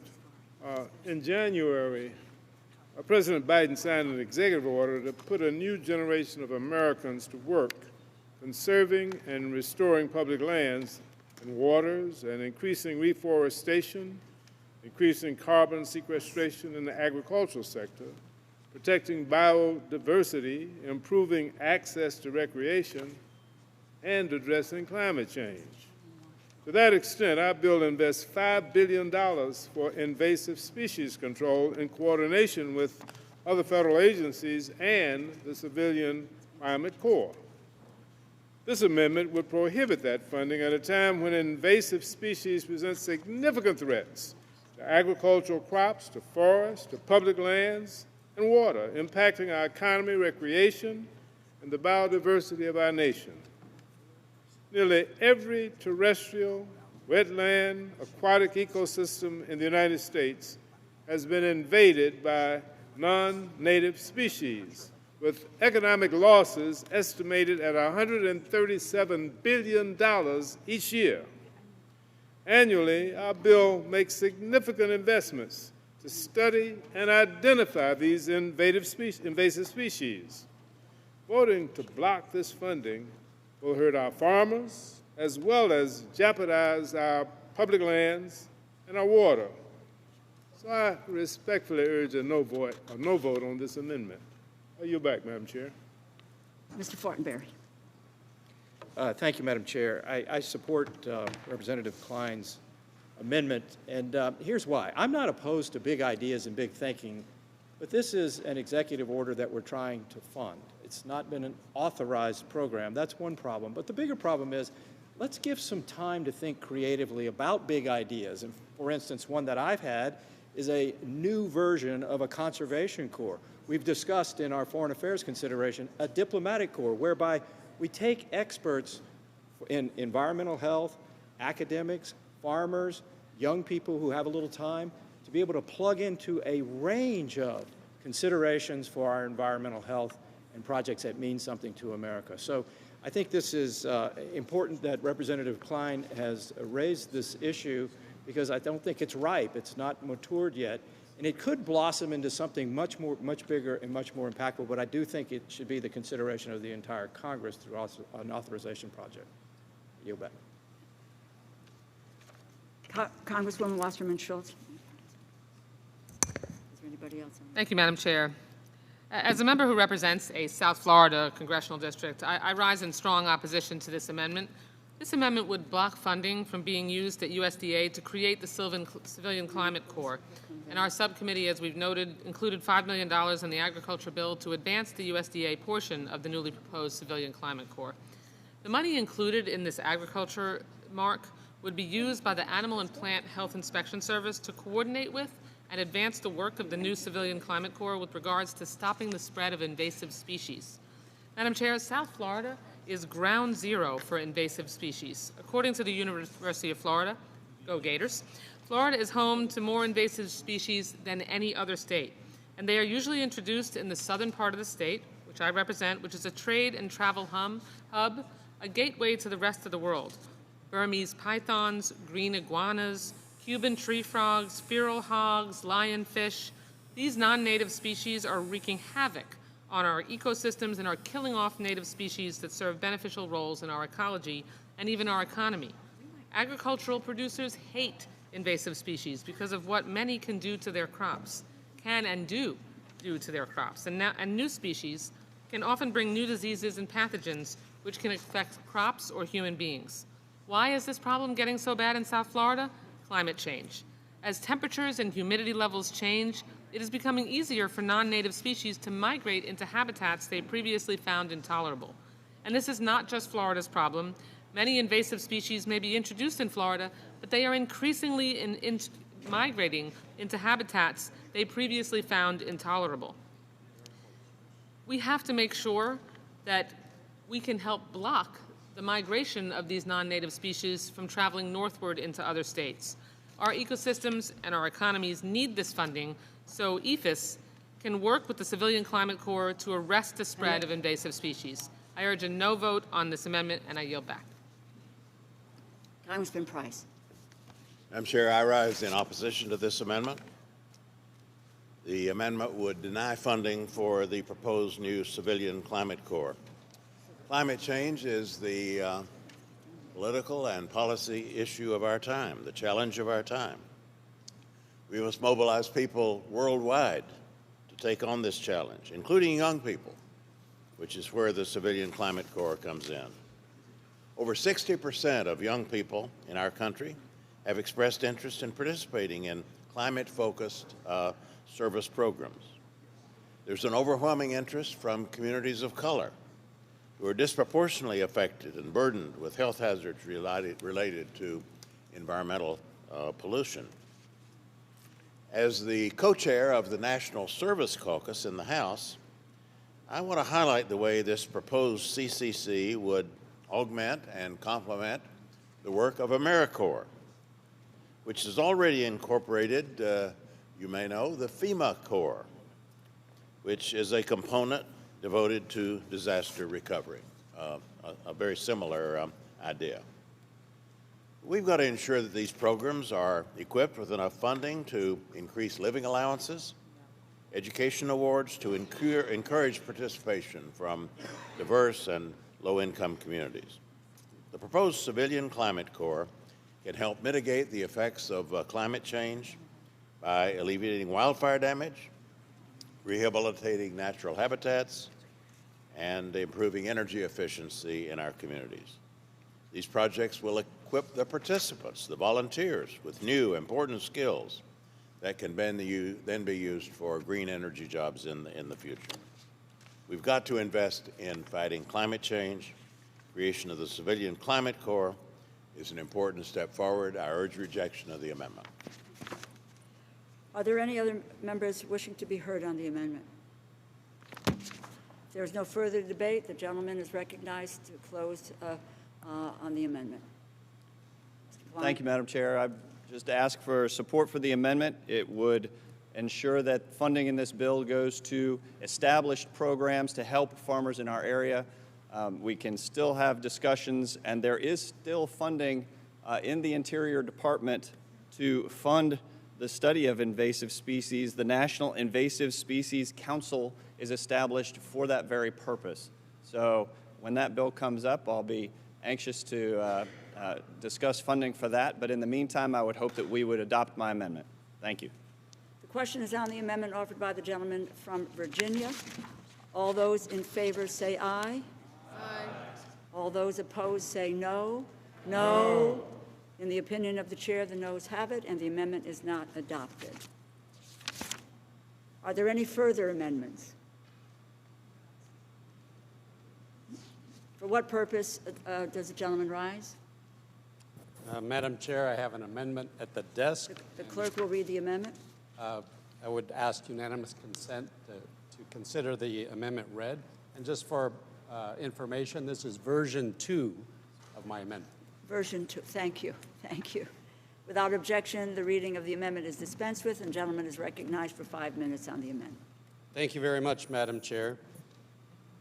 This amendment would prohibit the purchase of agricultural land by the People's Republic of China government and make agricultural lands currently owned by the People's Republic of China ineligible for farm programs. Madam Chair, I have serious concerns about the increasing amount of U.S. agricultural land that the People's Republic of China and their subsidiaries have purchased, and I believe there needs to be a prohibition on allowing these purchases to continue and their participations in federal farm programs as well. Allowing this practice to continue poses an immediate threat to U.S. national security as well as U.S. food security. In recent years, the People's Republic of China's purchase of U.S. agricultural assets is a national priority for the PRC.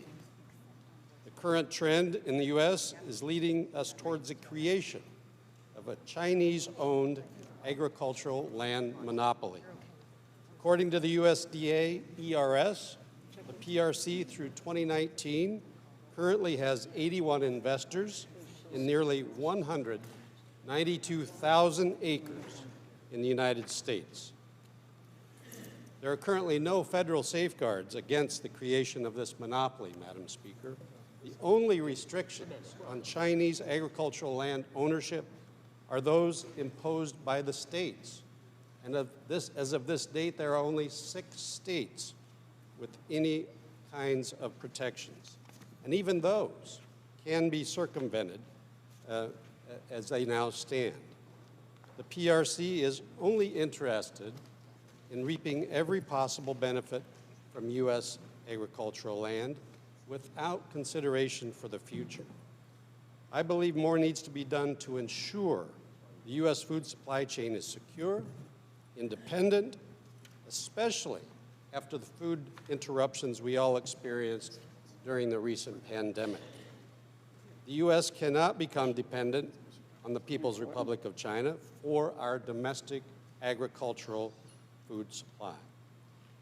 I encourage all of my colleagues to please support this amendment. Thank you, Madam Chair. Are there any other members wishing to be heard on the amendment? Mr. Bishop?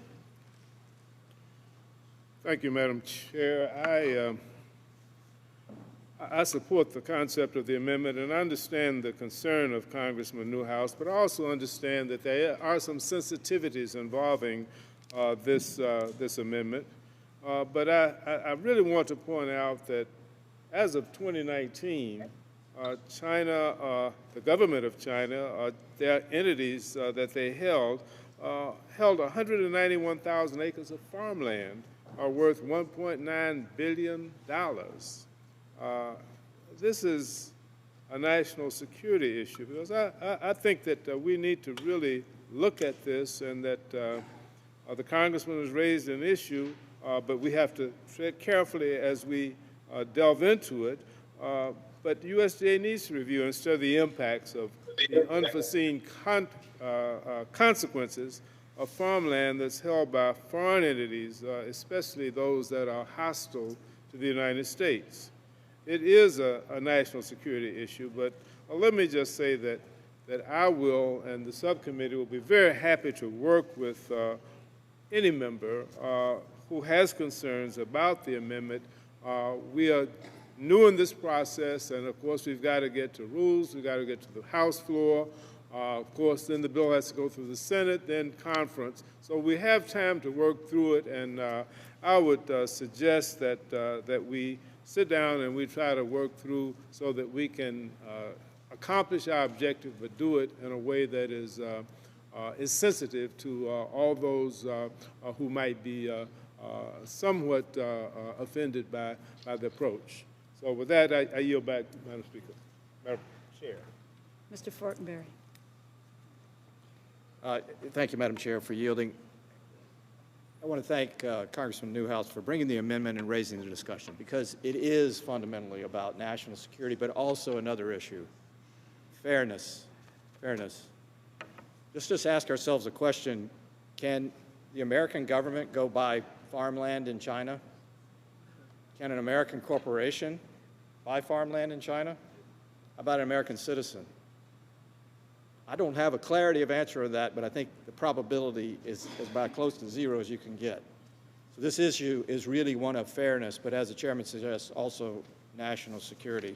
So I'm supportive of this. Obviously, I want to be sensitive to the chairman's concerns, though, about working the language appropriately so there are no unintended consequences. But fundamentally, I think this is the right direction. Yield back. Ms. Meng?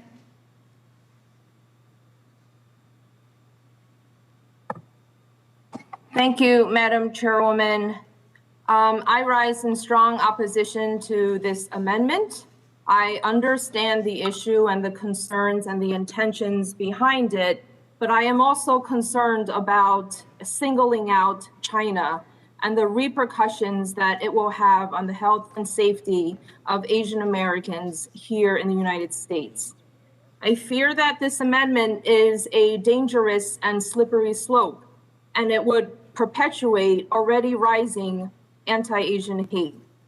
For over a year and a half, due to misinformation, discrimination, and anti-China rhetoric, Asian Americans across this country have been bleeding and in pain. They've been stomped on the head, slashed, have had acid thrown on them, set on fire, and even killed, simply because of who they are and how they look.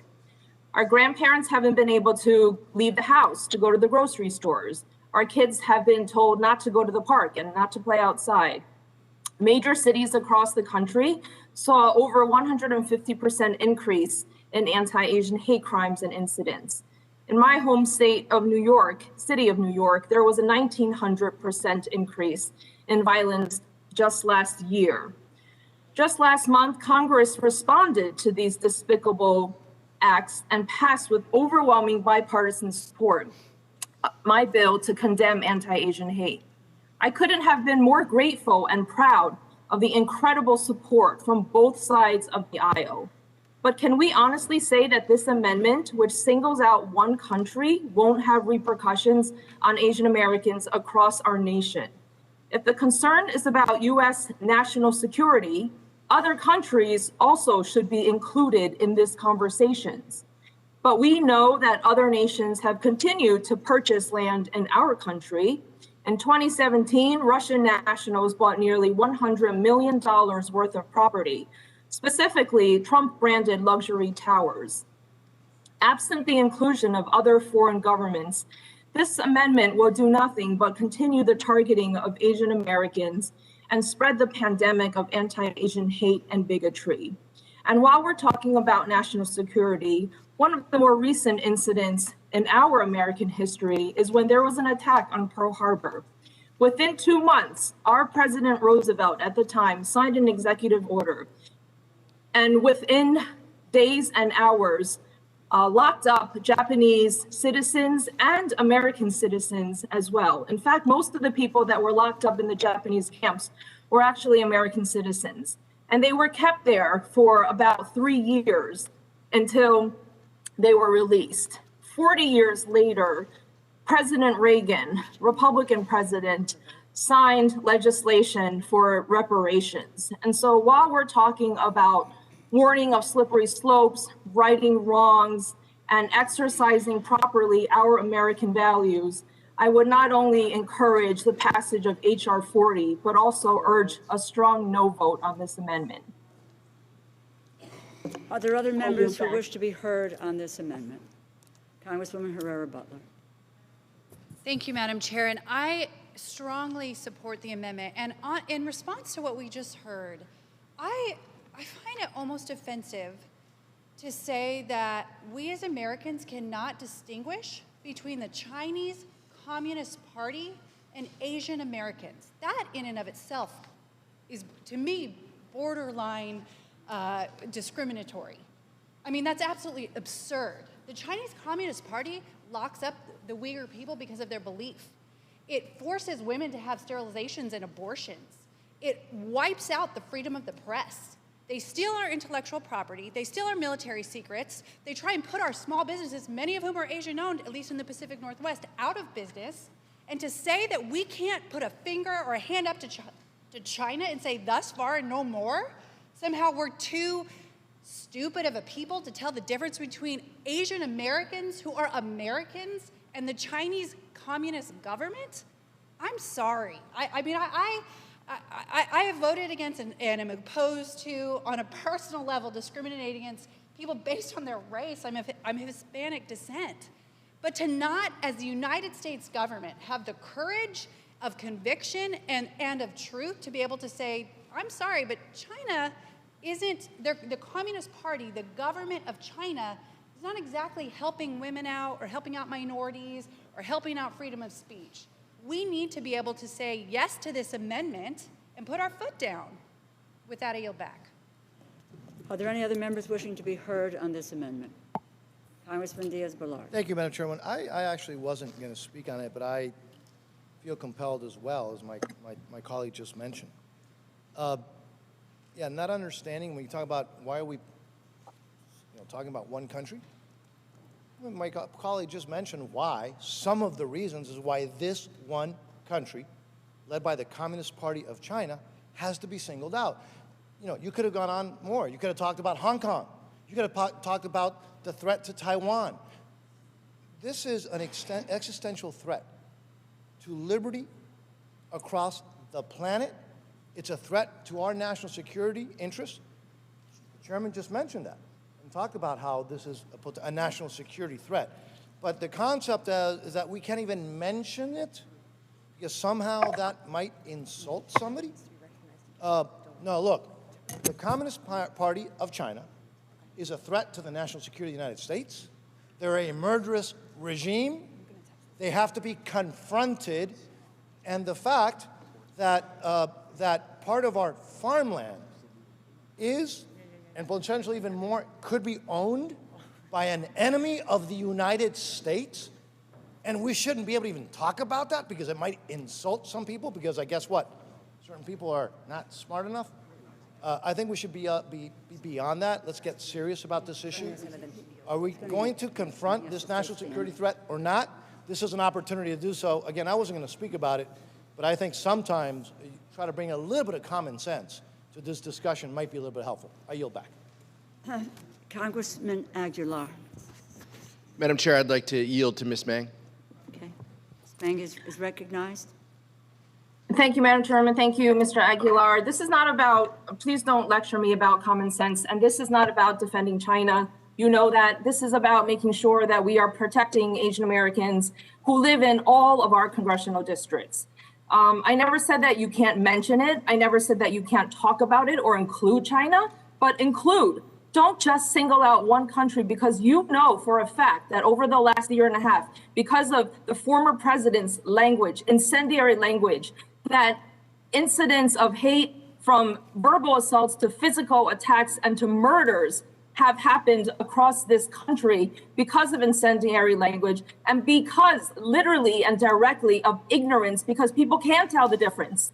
So don't lecture me about that, because the data, the numbers speak for themselves. Yeah. If I wasn't worried about people not being able to tell the difference, then of course I would support legislation like this. But let's include all of our adversaries. Let's make sure that we are being responsible in how we are contextualizing this argument, how we are talking about national security in a way that protects all Americans, including Asian Americans. Ms. Frankel.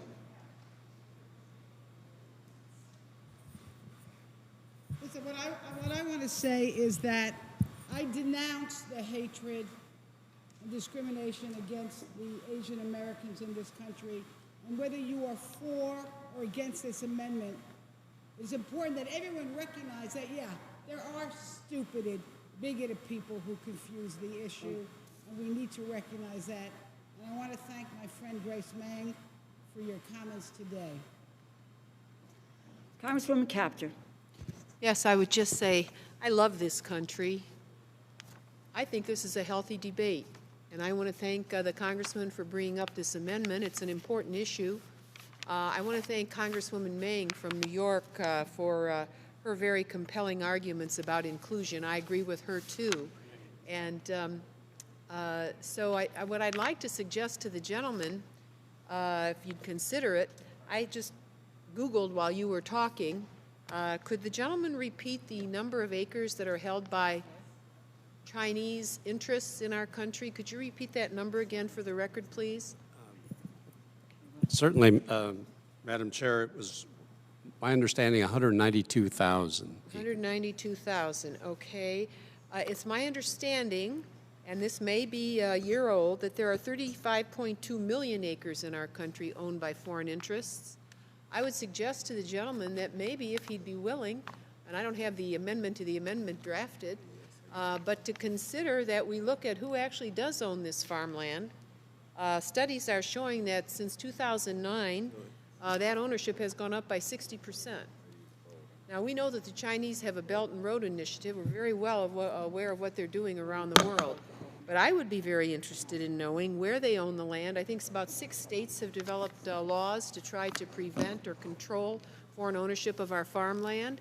And I wonder if the gentleman would be willing to work with the chairman and figure out how we could embrace the best that's been offered by your amendment, as well as Ms. Meng and others that have spoken today. I think it is an important issue, and to be fair, I think most of our members would probably agree with this, that there can be a consensus here that would lead the country in a good direction to increase our own understanding, and then to do what's appropriate after that. Would the gentleman be willing to amend his amendment to include all countries, and to ask USDA to come back to us and report on who owns the 35.2 million acres and the nature of those political systems? If I may, Ms. Kaptur, I'm certainly open to a conversation, but the point of the amendment today is to focus on Communist China. And as you mentioned, their Belt and Roads Initiative, they have a stated goal of supporting multinational agricultural businesses that are developing foreign production bases, processing, storage, logistics, focused on their Belt and Roads Initiative. If you look at a graph that, and I probably can't bring it right up. Will the gentleman suspend for a moment? I've just been notified by the floor that this vote is going to close. and they want to close. I think this is a very, very important debate, a very worthy debate, but what I'd like to suggest is that we then recess, come back, please vote. There are 4 votes, and then come back and finish this conversation and finish up the Ag Subcommittee bill and move on to MilCon. Thank you. Recess.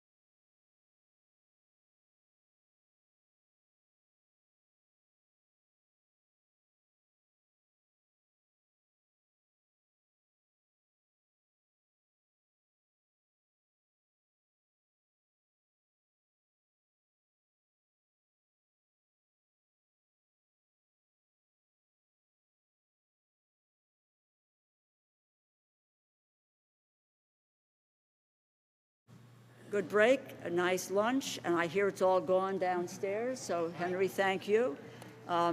When we recessed, the amendment by Mr. Newhouse was pending, and we will resume consideration of his amendment, and the gentleman from Washington is recognized to close. Well, thank you, Madam Chair, and I appreciate very much the spirited debate on this amendment. In fact, can I just tell you that this is why I enjoy so much being on the Appropriations Committee, that we can tackle hard issues and we can look at it from many different directions and come up with answers that will serve the American people. So thanks to all of you. I got to tell you, Ms. Meng and I, at the suggestion of the chairwoman, had a great conversation just a few minutes ago, and we came to an understanding of what my goals are, and I think on her part, and for me, a better understanding of her concerns. And so, just to tell you, and so you understand that this is not about calling attention in any negative way to any group of people in our country. That's not the goal here. This is about the government. This is of communist China. This is about our country's national security. And if we can agree on those two things, then I think we can move forward. And I appreciate all of the comments that we heard today. I'm committed. Ms. Meng is committed. The chairwoman is committed. I think Mr. Bishop and Mr. Fortenberry are also committed to continue working with us to be certain that this amendment does exactly what we all want to accomplish. So with that, Madam Chair, I appreciate very much your indulgence, your commitment to perfecting this along the way. And with that, I would encourage a yes vote on the amendment.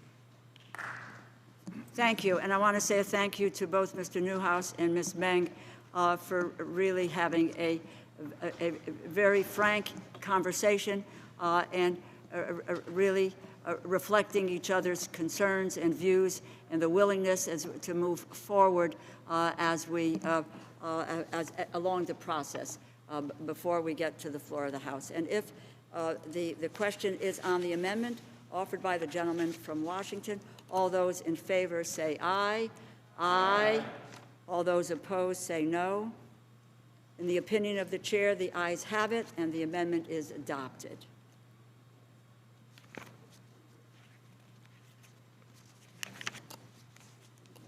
Is there any further amendment or discussion? Seeing none, I recognize the gentlewoman from Ohio for a motion, and I ask for your support of this bill. Madam Chairwoman, I move to favorably report the Agriculture Appropriations Act of 2022 to the House. The question is on the motion. All those in favor say aye. Aye. All those opposed, no. No.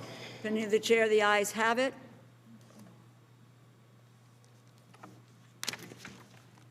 Okay. All right. The motion is agreed to. I ask unanimous consent that the staff be permitted to make technical and conforming changes to the bill and report that's been just approved. Seeing no objection, so ordered. 3 days. I keep. Thank you. Thank you.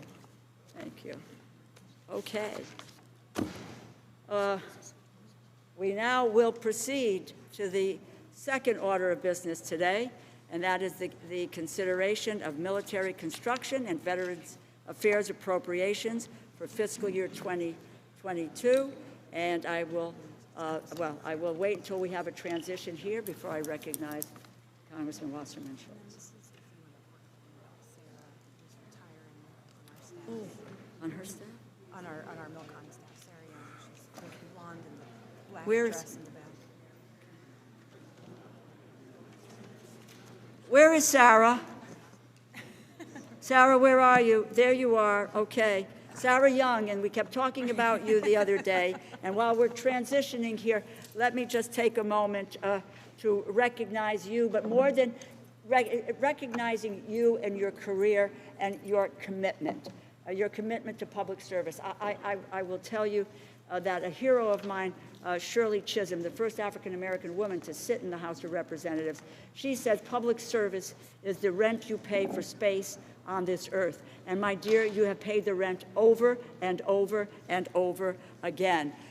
She has been a member of the staff since 2001, working on the Defense Committee, the Interior Committee, the Milk Subcommittee. Her expertise will be missed, and your good judgment. And all I can just say, and I know it's heartfelt, that everyone just wishes you the very, very best, and we want to wish you well in the new chapter in your life. And I know the chairwoman has a way in which she wants to acknowledge, which we will deal with in a little bit and later on. So, Sarah, Godspeed.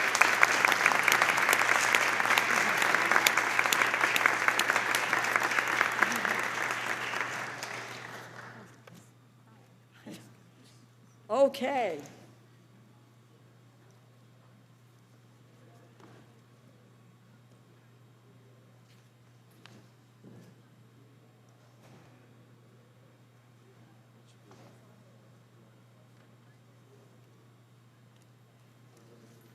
Are we ready?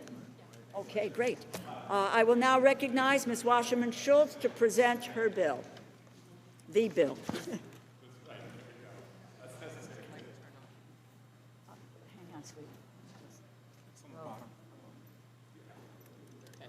Oh, it may be at the side, like mine. Yeah, Okay. There you go. Thank you, Madam Chair. I'm so proud to bring before the committee today the fiscal year 2022 Military Construction, Veterans Affairs, and Related Agencies Bill. The bill before us today is a significant sign of our commitment to our service members and their families and to our veterans.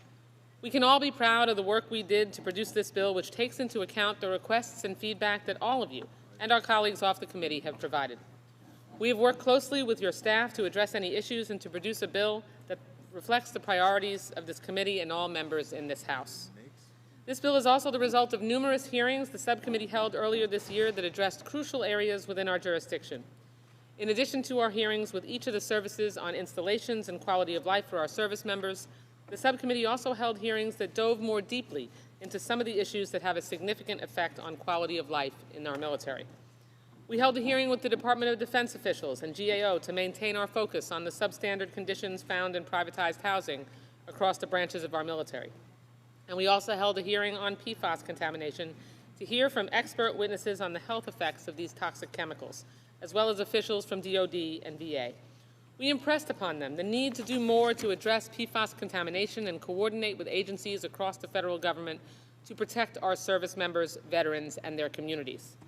On the VA side, in addition to our annual budget hearing with the Secretary, we also held a hearing on the VA response to the COVID-19 crisis, an oversight hearing on women's health, mental health, homelessness, and whole health programs at VA, and a much-needed hearing on VA's infrastructure challenges.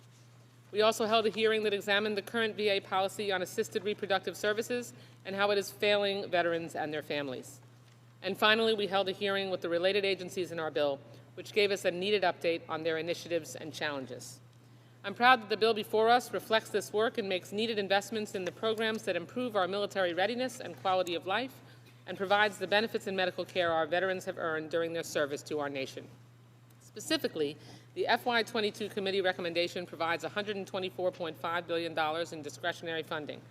This is an $11.4 billion increase above the FY21 enacted funding level and $1.3 billion above the FY22 budget request.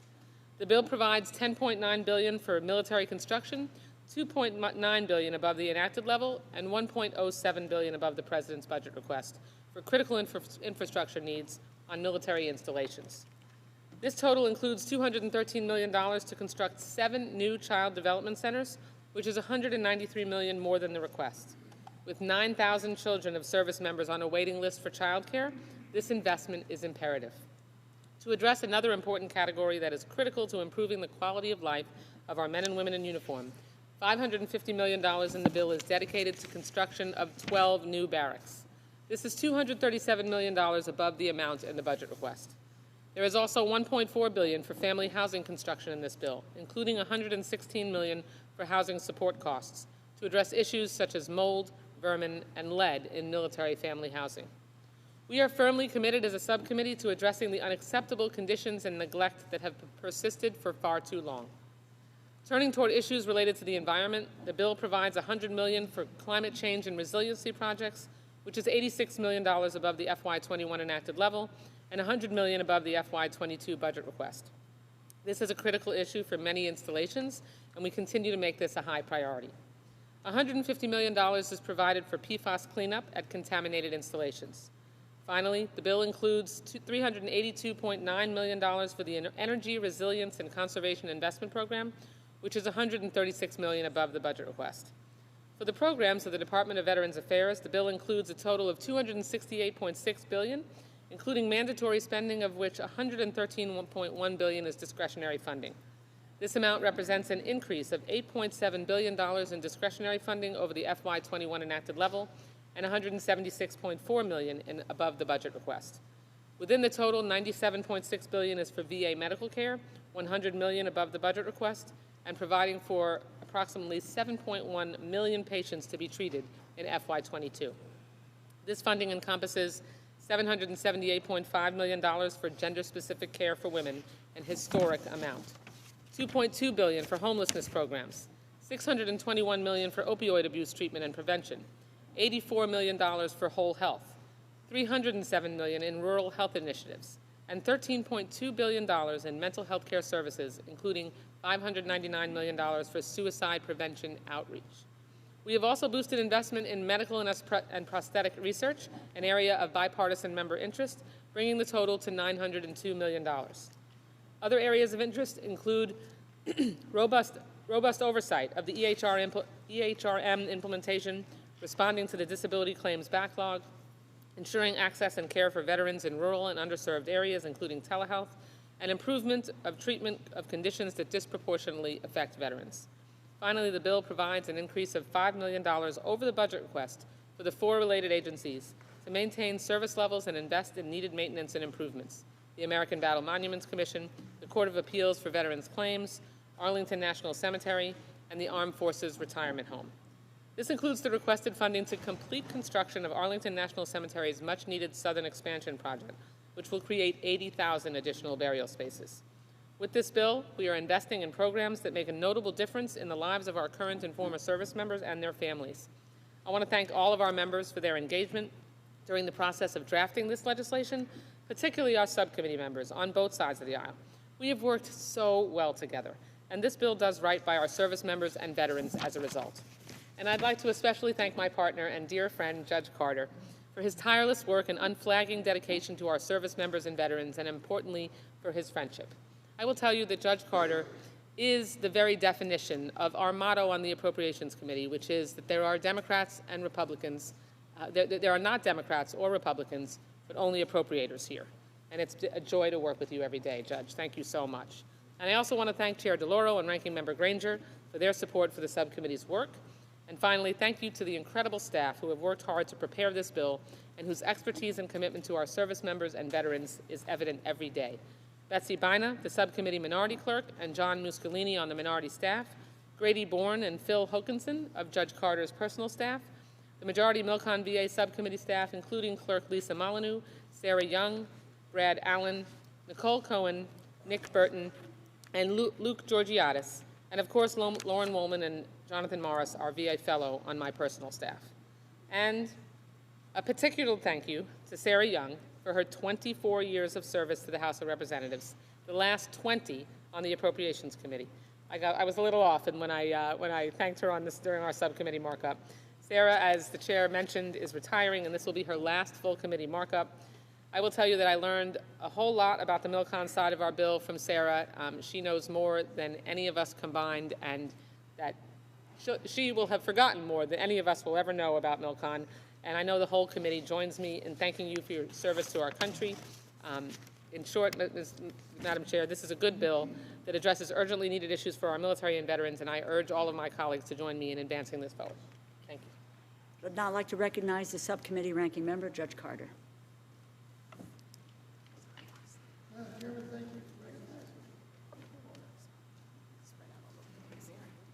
Madam Chairman, thank you for recognizing me. I'm pleased to be here today to consider the Military Construction and Veteran Affairs Appropriations Bill. I want to thank you and Ranking Member Granger for your support on this subcommittee, and I want to extend my special appreciation to Chairwoman Wasserman Schultz for her efforts to bring it to us this markup, for incorporating many Republican requests. The bill includes funding for many important military construction projects and continues the subcommittee's initiative to build new child development centers and barracks. On a bipartisan basis, this committee is showing its support for service members and their families. They are key to military readiness and our ability to protect our nation and our values. This bill provides for veterans programs, includes increases for mental health, suicide prevention, homelessness assistance, and construction programs.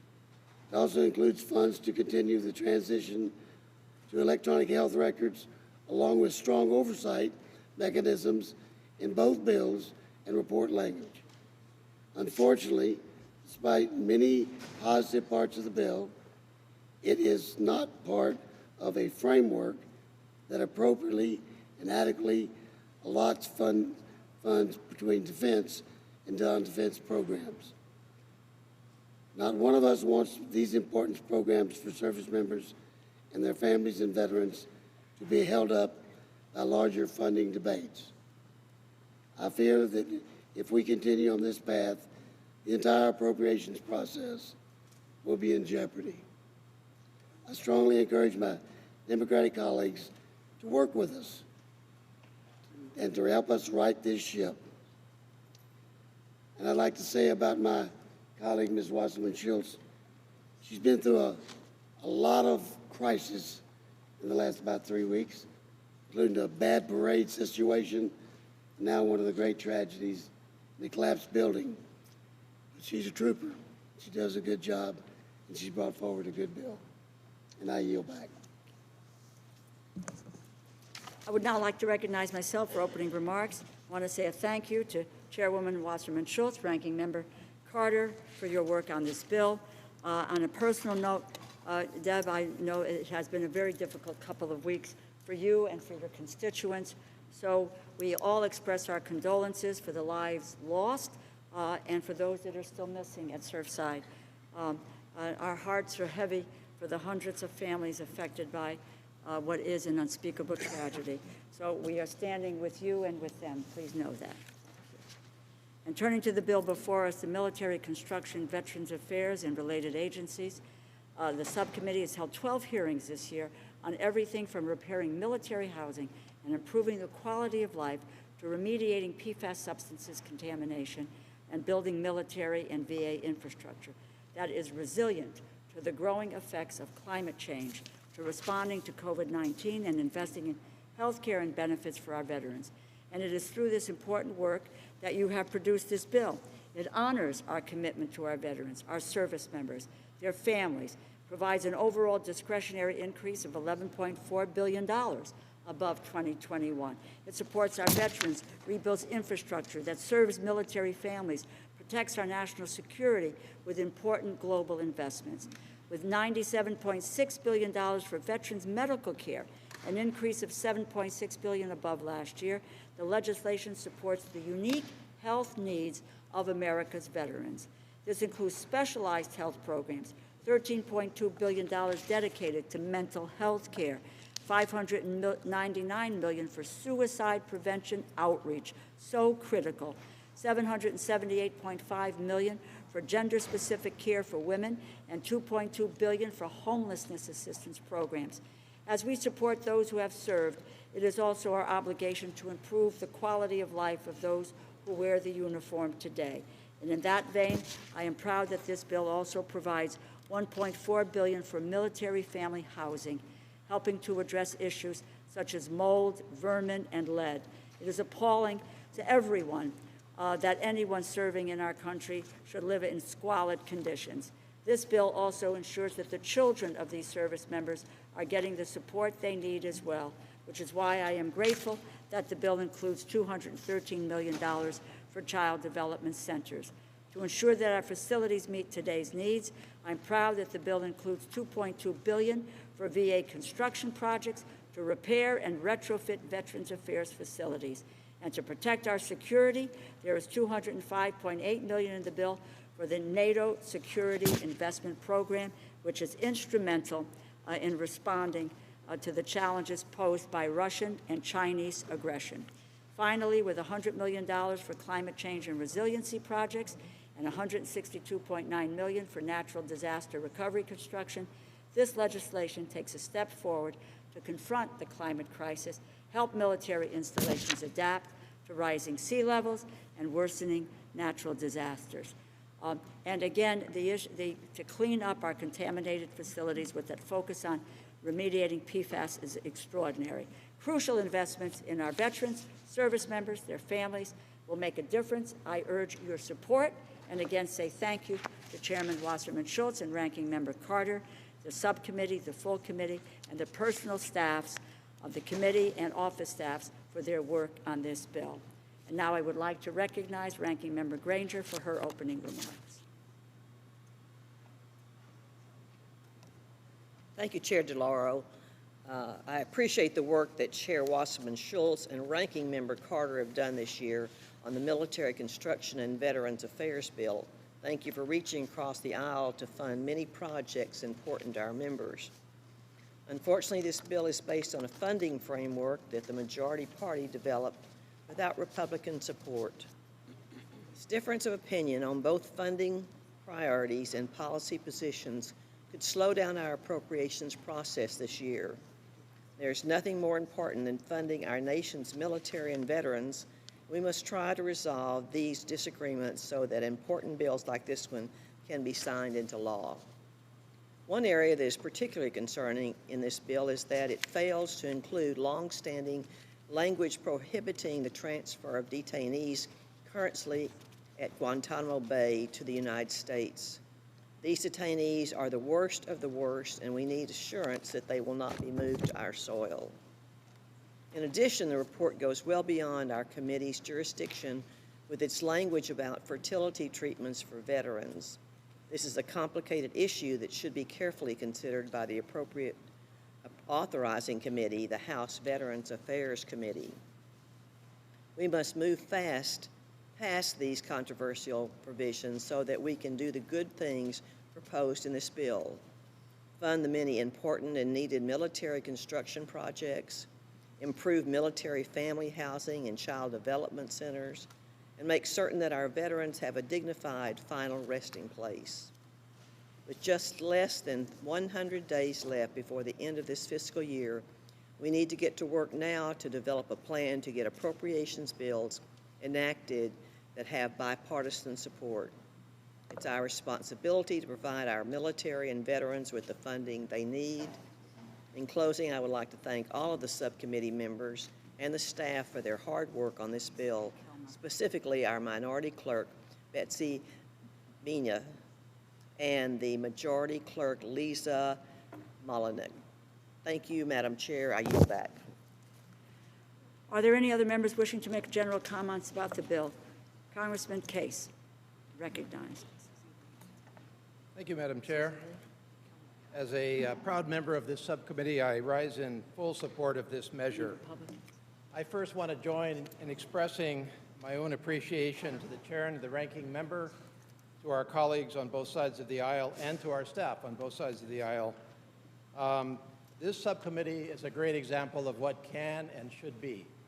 Our dialogue, our discourse is respectful, it is constructive when we disagree and when we agree, and we never question that each and all of us do care about our military and veterans. I want to adopt and supplement the remarks of my chair, but I'd like to take it in a slightly different direction and talk about the big picture of this bill. We, of course, have many, many great programs in this bill, and we've talked about the details here. We have them in front of us. We have talked about the funding levels, but what does it really all add up to at the end of the day? I'd like to make maybe a couple of observations.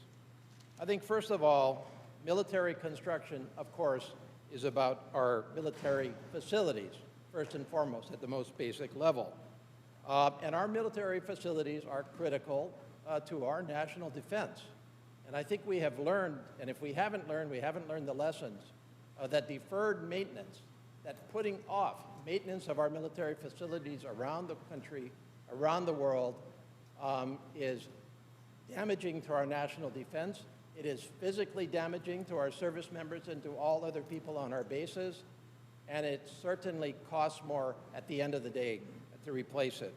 So I completely endorse the levels of deferred maintenance, fixing up and catching up, if I can put it that way, that are in this bill. It's been a long time since we were able to take a bill and really take on some of this deferred maintenance. This bill does deliver on those needs.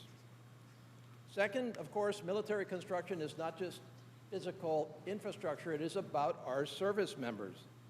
Let's remember that we have an all-volunteer force. They volunteer to serve. They have choices. And we cannot ask nor expect them to sacrifice a basic quality of life to serve, nor should we require that, nor do we need to. We can, in fact, provide them with a good quality of life through the military construction infrastructure process. Barracks, for example, are not just dwellings. We've all been in barracks, and we know that those are the homes for our service members. They're the homes, and this bill delivers on the needs of our service members. I think the third thing that military construction is about not just our service members, but their families. We similarly cannot ask nor expect our service members to sacrifice their family's quality of life, even if they are willing to do it themselves. And frankly, nor will their families accept that. And that means if we ask them to accept that, we will have fewer service members and a far less effective and motivated force. So items in this bill like child development centers, daycare, housing, employment opportunities are for spouses of service members. These are critical aspects of military construction that all add up to a solid military construction bill. It all matters, and I believe that this bill delivers in that big context of military construction. So many of the same themes are true when we come to our veterans and the VA part of this incredibly important bill, because all of this matters to our veterans as well. Today's service members are tomorrow's veterans, and if we do right by today's veterans, we will earn tomorrow's service members. So as we take care of our veterans, we not only take care of a promise to our veterans, but we take care of the next generations of our service members as well. And we have to, and we do that, recognize the diversity of our service members and veterans today and their families, and deliver the diversity of services wherever and however we can.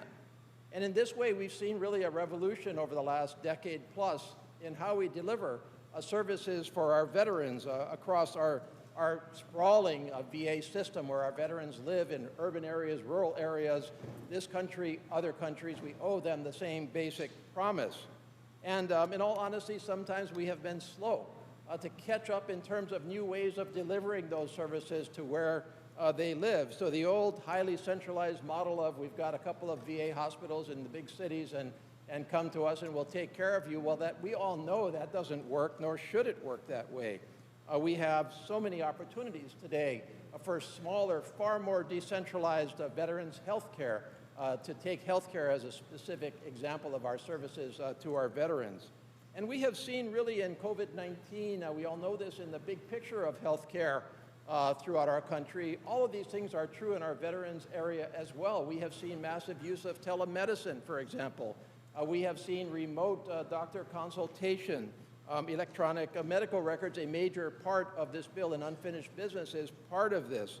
We have seen new areas where we can decentralize these services to small pods that we can stick in shopping centers, and we can provide a modicum of service there. So trying to deliver to our veterans where they are. I think this bill delivers on those needs as well. It catches us up with the next generation of health care, and we need to invest in these areas from our veterans' perspectives. And so there are so many, again, details in this bill, but when you take a look at the broad themes, I think we do, in fact, in this bill, deliver on the broad themes for our service members in military construction in terms of facilities, service members themselves and their families, and in terms of our veterans, to take our veterans' health care to the next generations and to really reap and learn the lessons and opportunities, frankly, of COVID-19 as we go forward. So with that, I thank the committees for its consideration of this bill, and I urge its passage. Mr. Ratterholt.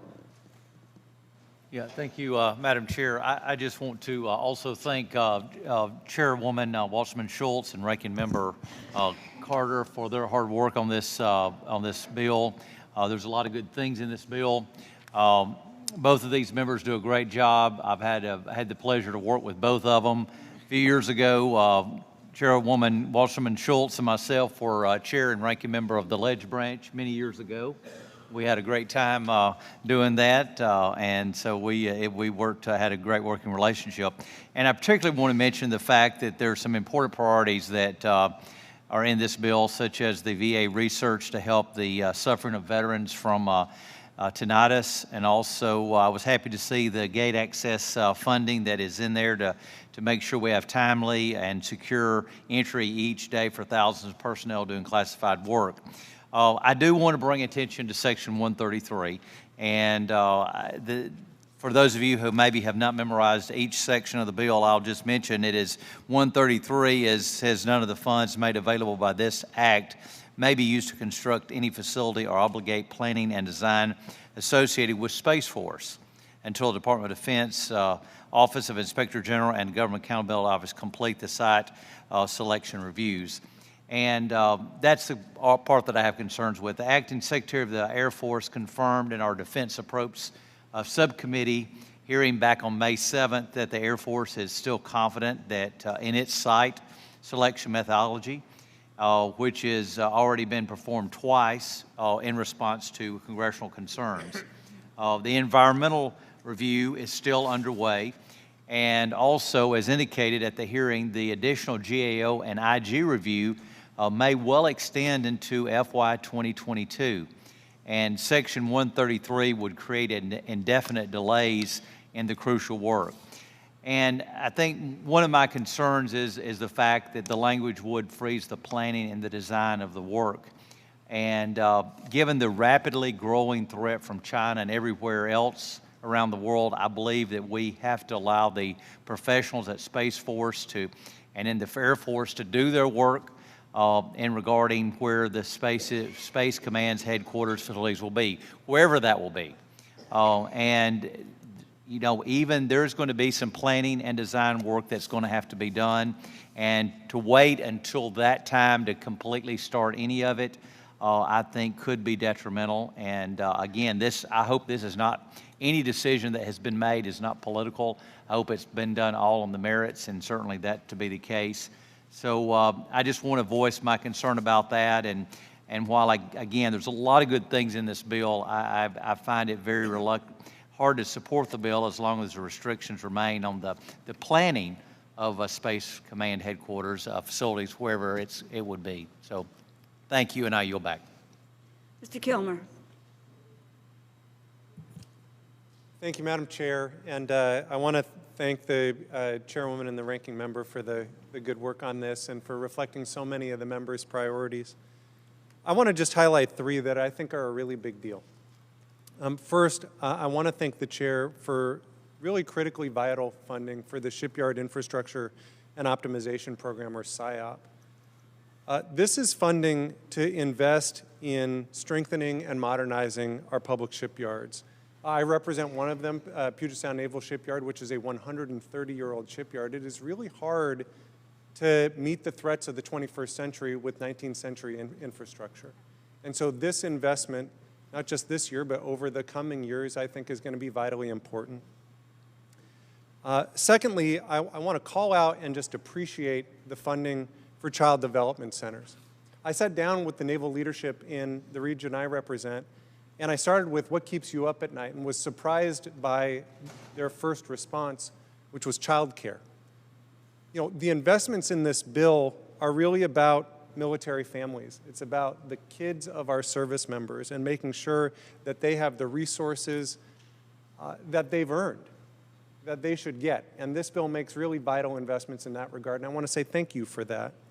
And then finally, I want to call out and just commend the committee for providing a substantial boost to veterans' homeless assistance programs. We live in the greatest country on the planet. We live in the land of the free and the home of the brave.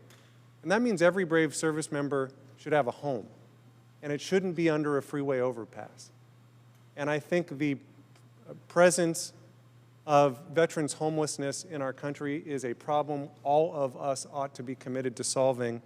And this bill makes vital progress in that regard, and I just want to say thank you for that. I'm very grateful for the efforts of the chair and the ranking member, and look forward to advancing this bill and continuing to advance these goals in the years ahead. Thank you. I yield back. Mr. Diaz-Balart. Thank you very much, Madam Chairwoman.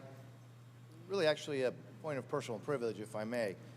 If I may touch on what you, Madam Chairwoman, mentioned and what also the ranking member mentioned. You know, putting these bills together is very difficult. It's a lot of work. And it goes without saying that the Chairwoman Debbie Wasserman Schultz has had a very difficult time recently. First, witnessing a tragedy right next to her, and then the ultimate tragedy that took place with the collapse of the building. And obviously, the Chairwoman has been deeply impacted. And we all have seen that, we've all felt it. And yet she did her job. She did her job with courage, and she did her job with dignity. So to my friend Debbie, just do not think that we have not noticed it and that we do not appreciate your work, your love, your commitment. Thank you for what you've done. I yield back. Thank you. Well done.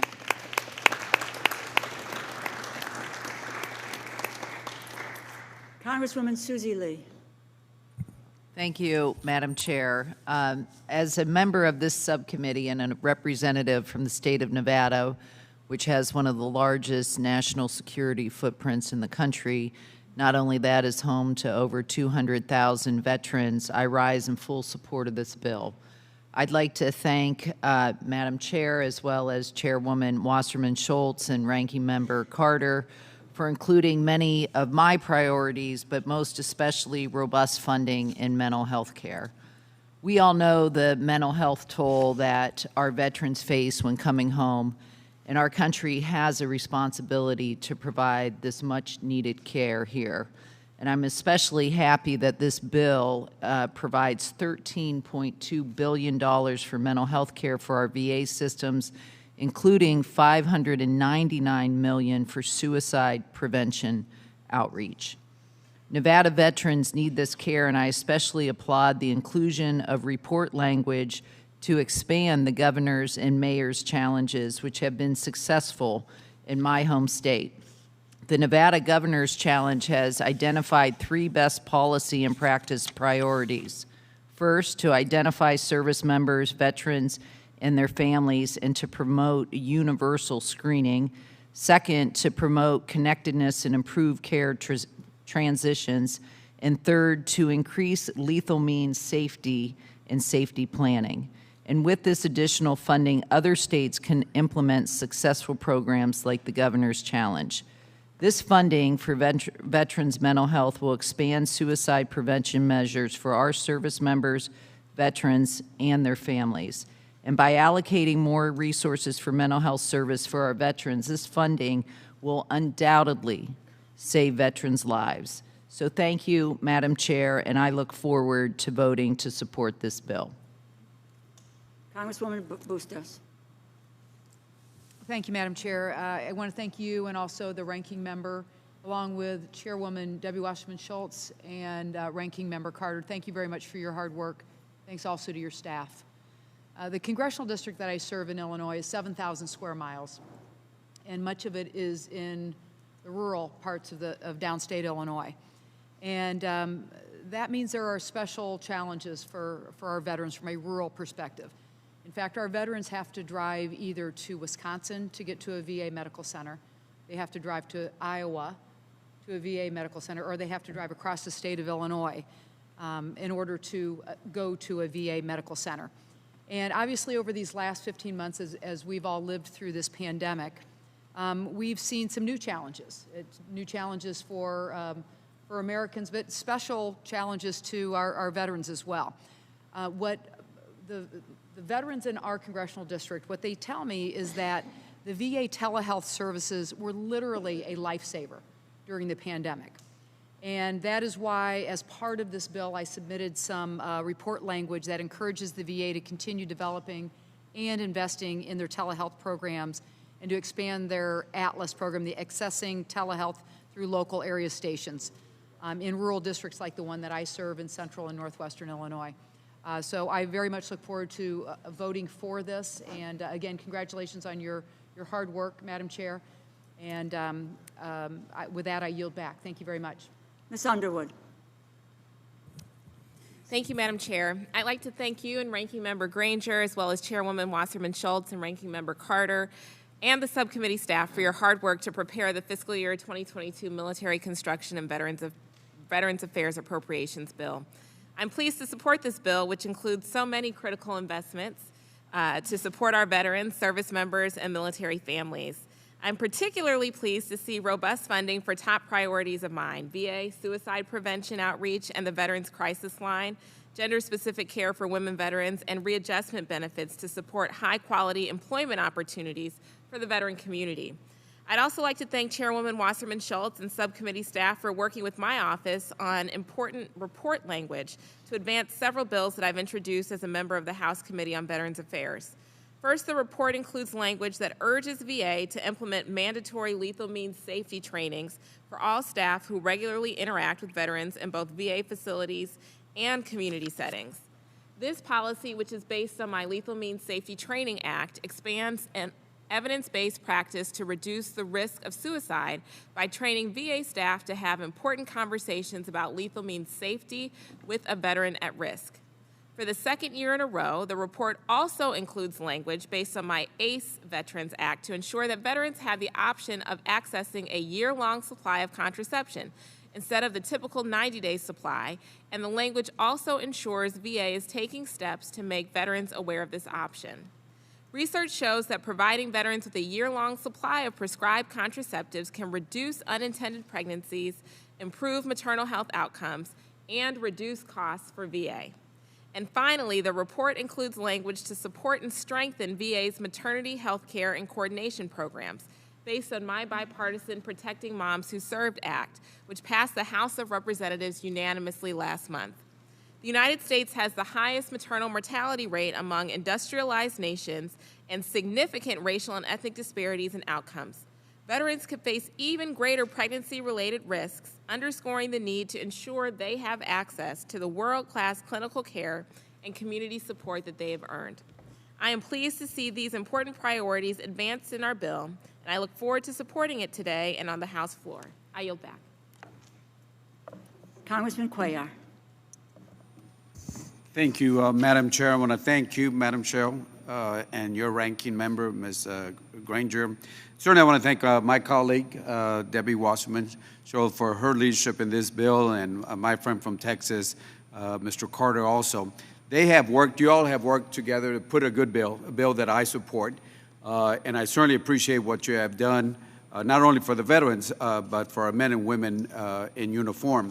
I'd like to point out a couple things that you were able to work with my office, putting the priority on the Texas National Guard Training Center, which look forward to working with y'all. Putting language also working with other members on the telehealth services, which is something that this committee has focused on. And then working on Joint Base San Antonio, which my friend Congressman Gonzalez and myself are working on. In particular, some of the things I added and some of the things that he added. Some of the things I added along were the dormitories, the ambulatory care center, the F-16 Mission Training Center, and among other things. Plus, in addition to what Mr. Gonzalez has also added, working together as people that, should I say, folks that represent the San Antonio area. Certainly also want to thank also for the work on the rural cemetery access. I think that veterans deserve the cemeteries, not only in the urban areas, but especially in the rural areas. And I know that the committee has added extra money, and I hope that we can work with that to make sure that we provide a place for the veterans to have their final rest. I also want to thank the committee also for the work on the substance use disorders that unfortunately affects our veterans. I know the committee has worked on that, and I want to thank them also for working on some language that I've added. Finally, the last thing I want to talk about is protecting certain immigrant veterans. They have served, and some of them unfortunately have been deported. So we certainly want to work with the VA to help those folks that have been deported, but they have served for us. Finally, one more thing, homelessness. I know it's important to all the members here, but we do have a lot of homeless veterans along the border, and it's unfortunate that U.S. citizens, veterans, cannot find a place to live here, and they have to go to Nuevo Laredo or Matamoros or somewhere across the river because that's the only place where they can get housing. These are folks that have fought for us. These are men and women, and I don't think they have to go to another foreign country to have a place to live. So I want to thank the committee for doing that. Madam Chair, thank you so much. This is a bill that I will support, and Ms. Debbie Wasserman, thank you. I know somebody mentioned, as Mario said a few minutes ago, you lost your mom, you faced a very difficult time, but you were still able to put a good bill together with the rest of the committee. Thank you so much. Congresswoman Lawrence. Thank you so much, Madam Chair. I want to thank Chairwoman Wasserman Schultz and Ranking Member Carter for their hard work. I just want to recognize the Chairwoman Wasserman Schultz, your heart. I've seen it on display in so many places, so I pray for you and your healing and your family. As the co-chair of the Democratic Women's Caucus, I'm proud to see this committee taking action to provide better care for women who have served our country. I'm pleased that this bill includes provisions from my bill, the Doula for VA Act, to improve maternal health outcomes for pregnant veterans. Pregnant veterans have been found to be disproportionately impacted by mental health disorders and must be given adequate support to prevent childbirth complications. Research has shown that expectant mothers are more likely to have positive birth outcomes when provided with the support of a doula than those without. Doula assistant mothers were 4 times less likely to have low birth weight, 2 times less likely to experience birth complication, and significantly more likely to initiate breastfeeding, which we know is critical. Those who have served our country must be afforded optimum maternal and mental health care that considers their veteran-specific experiences. Women veterans have increasingly been relying on the VA for maternal health services, but doula services are not currently an integral part of this model. This language would encourage the VA to support the use of doulas for expectant mothers and increase access to doulas for pregnant veterans. Thank you, and I yield back. Congresswoman Roybal Allard. Thank you, Madam Chair.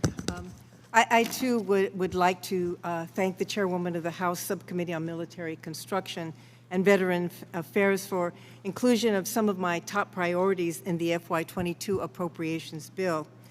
I particularly would like to join the chorus of others in commending her for the support of our veterans, including nearly a 2-fold increase in critical funding to the Veterans Affairs Suicide Prevention outreach programs to ensure continued support for struggling veterans. According to the VA's 2020 National Veteran Suicide Prevention Annual Report, 17 veterans take their own life every single day. So it is essential that we continue to support the VA's ongoing implementation of the National Strategy for Preventing Veteran Suicide. As we all know, our soldiers, our veterans, and veterans are parents, they're educators, and they're civil leaders. And each one served our country. And we are providing them with the services that they earned and that they deserve. And I look forward to supporting this very important bill. I yield back. Ms. Kaptur. Thank you, Madam Chair, and let me join my voice to those of the other members who've commended Chairwoman Wasserman Schultz and Ranking Member Carter for their work on this important bill, and want to commend the Veterans Department for stepping up to provide coronavirus isolation in so many of our communities, and I'm very proud of the VA CBOC in my own district of Toledo that led veterans vaccination appointments for all veterans, not just those with a service connection. This bill today provides an increase of $28.1 billion above the current fiscal year to meet the needs of our veterans and improve critical programs at the department, such as those providing medical care, mental health services, suicide prevention, women's health, homeless assistance, and opioid abuse prevention. The committee's dedication to serve veterans of all backgrounds and life stages is truly remarkable. I applaud the dedicated funding to support programs dealing with the opioid and mental health crises, which tragically, disproportionately affect veterans at a rising rate. And I applaud the success of the HUD Veterans Supportive Housing Program in decreasing the rate of homeless veterans by nearly 50% since the year of 2010. And we know that many veterans experience serious mental illness and also concurrent difficulties acquiring housing, whether due to a co-occurring substance use disorder or conditions related to their service, including PTS and TBI. I support the committee encouraging the VA to build upon the tangible achievements of the HUD-VASH program and to explore whether a new model of vouchers could provide housing opportunities for low-income veterans experiencing serious mental illness who seek health care services from the VA, including our aging veterans. I am thankful that this bill underscores the importance of the VA workforce, and we need to fill the nearly 33,000 unfilled VA positions system-wide, and this bill helps provide the recruitment and retention resources to do so. I wish to place on the record the fact that this country currently is 100,000 physicians trained in neuropsychiatry short in both the veterans, the defense, and the civilian sectors, and probably 400,000 behavioral nurses short. We have a big gap to fill. Furthermore, the medicine that veterans take and prescription drugs the VA acquires should be held to the highest standards of health safety, and it is timely and imperative that the VA study its potential to identify health security risks and vulnerabilities the VA faces purchasing medicine from offshore sources. We should address strategies to buy American medicine and produce it here to ensure the VA is acquiring the safest medicine possible for our veterans, and I might also say the Department of Defense should follow suit. Again, I appreciate the chairwoman, ranking member, and committee staff for diligently working to incorporate these priorities and so many others, and I yield back. Mr. Trone. Thank you, Madam Chair.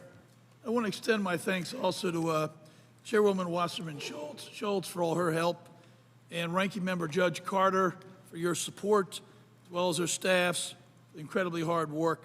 I just want to quickly echo the comments of so many of our members on both sides of the aisle.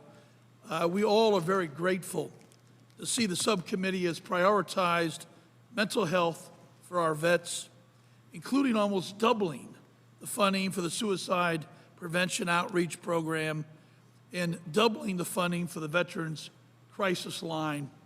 No question, this increased funding is going to improve quality of life for our vets, and it's going to save lives. So thank you very much for that. Yield back. Seeing no other member wishing to make opening remarks, I'd like to recognize Ms. Wasserman Schultz. Oh, I'm sorry, Ms. Lee. That's okay. I'll be very brief, Madam Chair. First, let me thank our chair for this bill. It's very comprehensive, and I want to thank you for once again recognizing the specific and unique needs of veterans of color, African Americans, Latinos, Asian Pacific American, and Native American individuals have issues as it relates to PTSD, mental health issues that are very specific and unique, and that requires cultural competency training.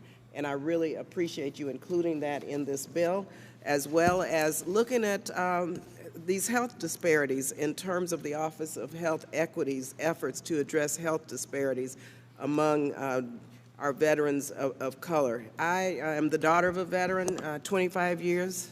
My dad was in the Army. I also was the wife of an Air Force officer for a few years.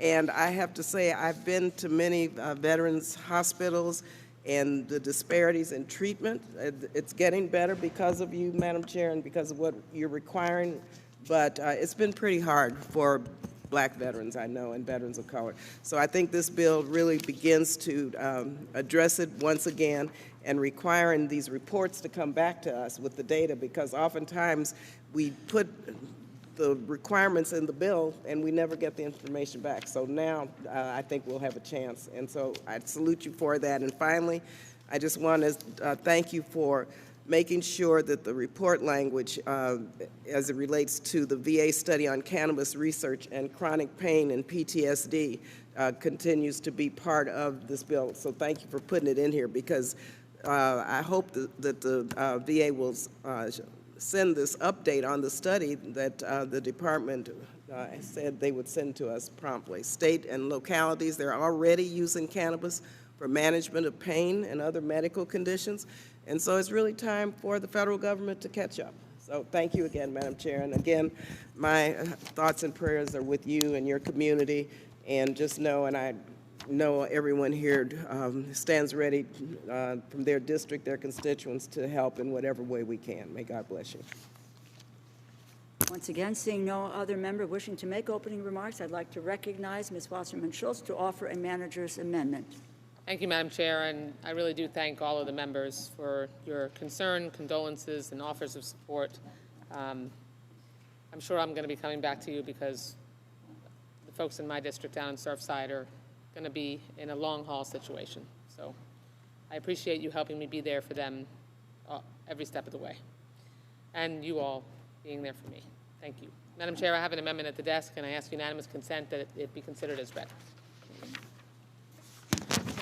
Without objection, the reading is dispensed with, and Ms. Wasserman Schultz is recognized. Thank you, Madam Chair. The manager's amendment before you today consists of two non-controversial report language items that have been agreed to by both sides of the aisle. By now, I believe you've probably had a chance to look through the amendment text at your desk, so I move that the amendment be adopted, and I yield back.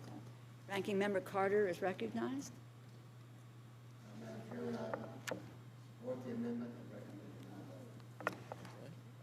Are there any other members who wish to be heard on the manager's amendment? I recognize Ms. Wasserman Schultz for 1 minute to close. Nothing further. I yield back. Okay. Question is on the amendment. All those in favor say aye. Aye. Those opposed? In the opinion of the chair, the ayes have it, and the amendment is adopted. Okay. Are there further amendments? Mr. Gonzalez is recognized.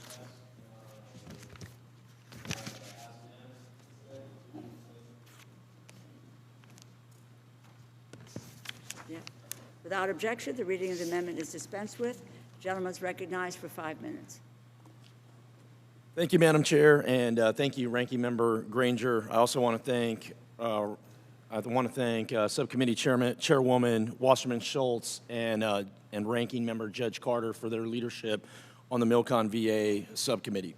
My amendment would prohibit funds appropriated by this bill from being used to close or realign Naval Station Guantanamo Bay. It also prohibits funds from being used to accommodate Guantanamo detainees on U.S. soil. The provision has been enacted every year since 2010. If you have voted in favor of the annual appropriations bill for the last decade, you have supported this language. I spent 20 years in the Navy, and just a couple years ago, I was in Guantanamo Bay. My rank was a Master Chief. The role of a Master Chief is to take care of sailors, to make sure that the health and well-being of sailors is handled by the commands.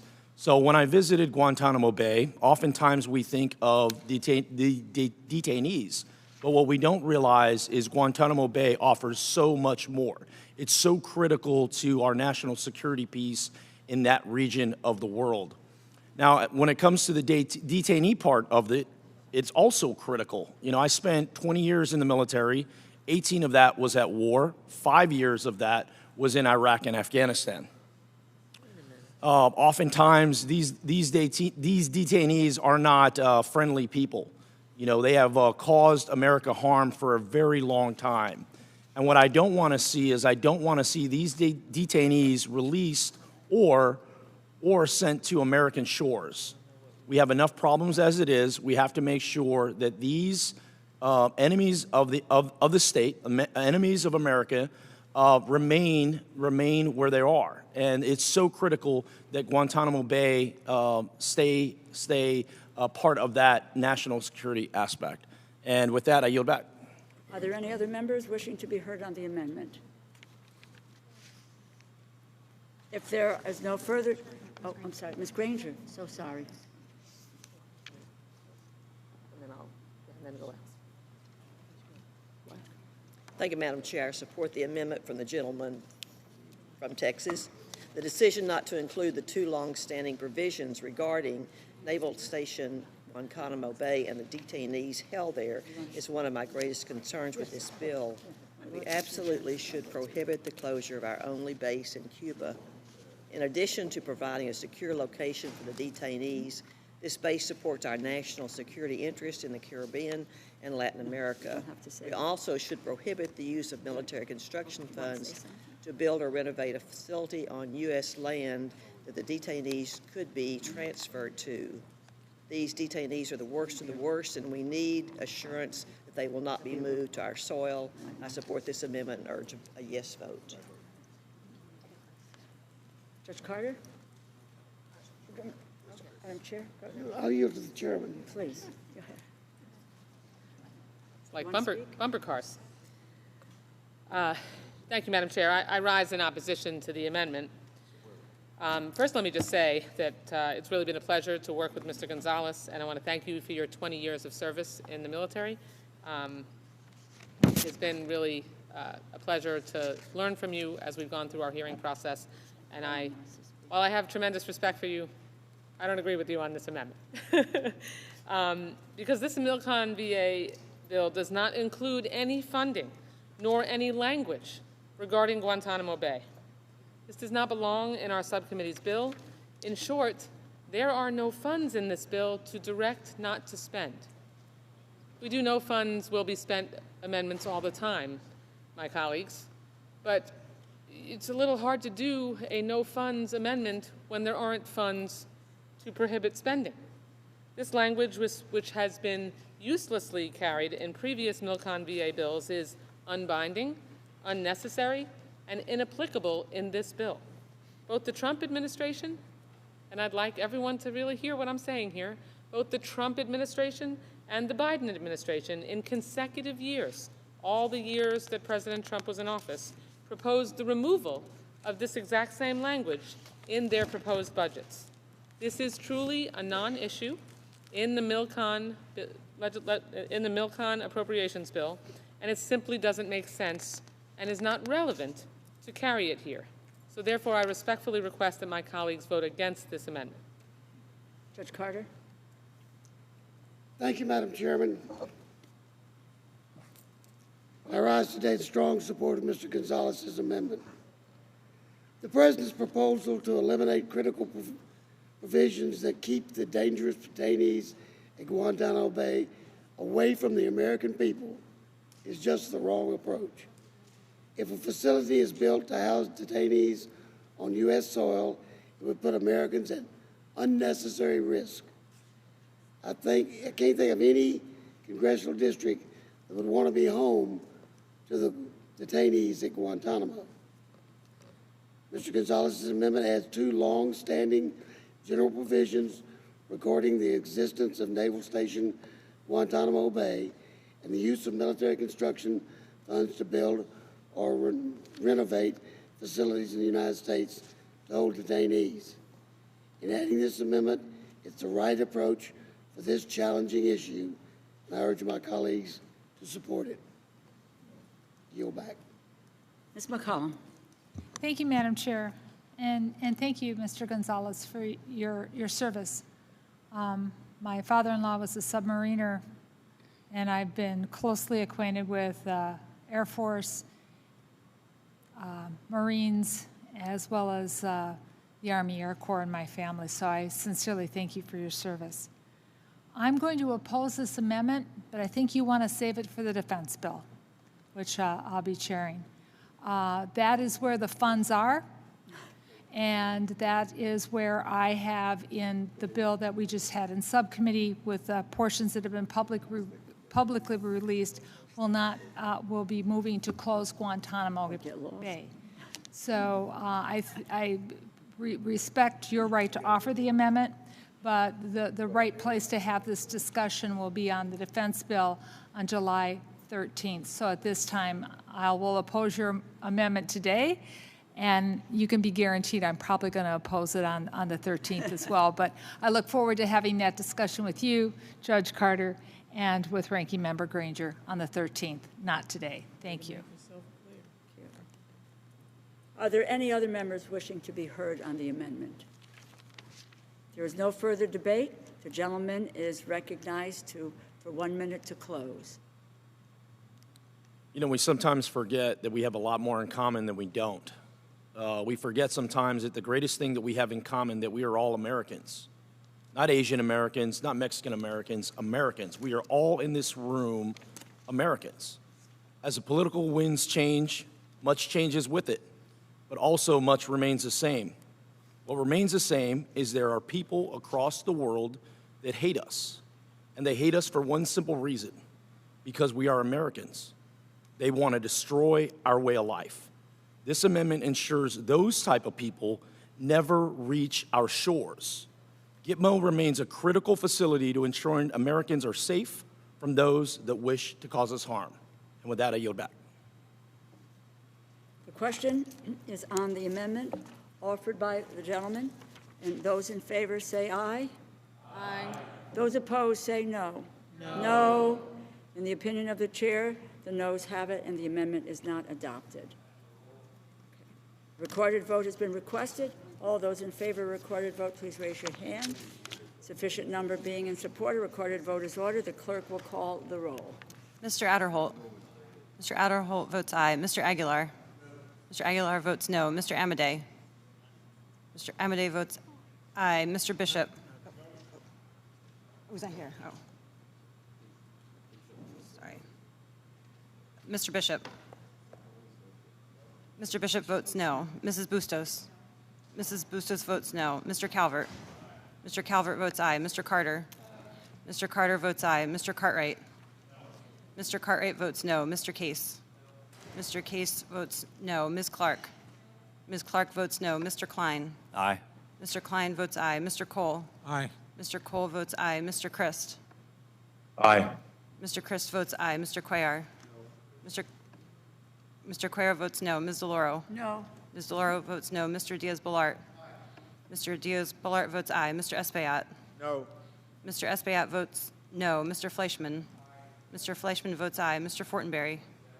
Mr. Fortenberry votes aye. Ms. Frankel. Ms. Frankel. Ms. Frankel votes no. Mr. Garcia. Mr. Garcia votes aye. Mr. Gonzalez. Mr. Gonzalez votes aye. Ms. Granger. Ms. Granger votes aye. Mr. Harder. No. Mr. Harder votes no. Dr. Harris. Dr. Harris votes aye. Ms. Herrera-Butler.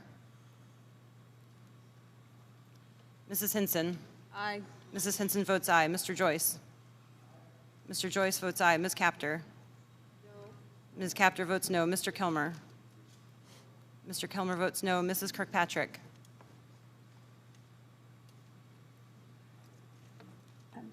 No. Mrs. Kirkpatrick votes no. Mrs. Lawrence. No. Mrs. Lawrence votes no. Ms. Lee of California. Ms. Lee of California, no. Mrs. Lee of Nevada.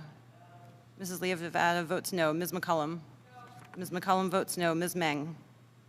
No. Ms. Meng votes no. Mr. Molinar. Aye. Mr. Molinar votes aye. Mr. Newhouse. Mr. Newhouse votes aye. Mr. Palazzo. Mr. Palazzo votes aye. Ms. Pingree. Ms. Pingree votes no. Mr. Pocan. Mr. Pocan votes no. Mr. Price. Mr. Price votes no. Mr. Quigley. Mr. Quigley votes no. Mr. Reschenthaler. Mr. Reschenthaler votes aye. Mr. Rogers. Mr. Rogers votes aye. Ms. Roybal Allard. Ms. Roybal Allard votes no. Mr. Ruppersberger. Mr. Ruppersberger votes no. Mr. Rutherford. Mr. Rutherford votes aye. Mr. Ryan. Mr. Ryan votes no. Mr. Simpson. Mr. Simpson votes aye. Mr. Stewart. Mr. Stewart votes aye. Mrs. Torres. Mrs. Torres votes no. Mr. Trone. Mr. Trone votes no. Ms. Underwood. Ms. Underwood votes no. Mr. Valadeo. Mr. Valadeo votes aye. Ms. Wasserman Schultz. No. Ms. Wasserman Schultz votes no. Mrs. Watson Coleman. Mrs. Watson Coleman votes no. Ms. Wexton. Ms. Wexton votes no. Mr. Womack. Mr. Womack votes aye. Does any member wish to record their vote or change their vote? The clerk will tally. I'm missing the press conference.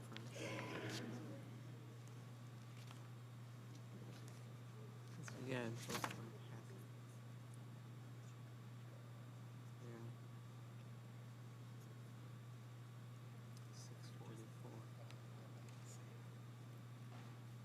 6:44. No more comments. Where's Stewart from? And Gonzalez?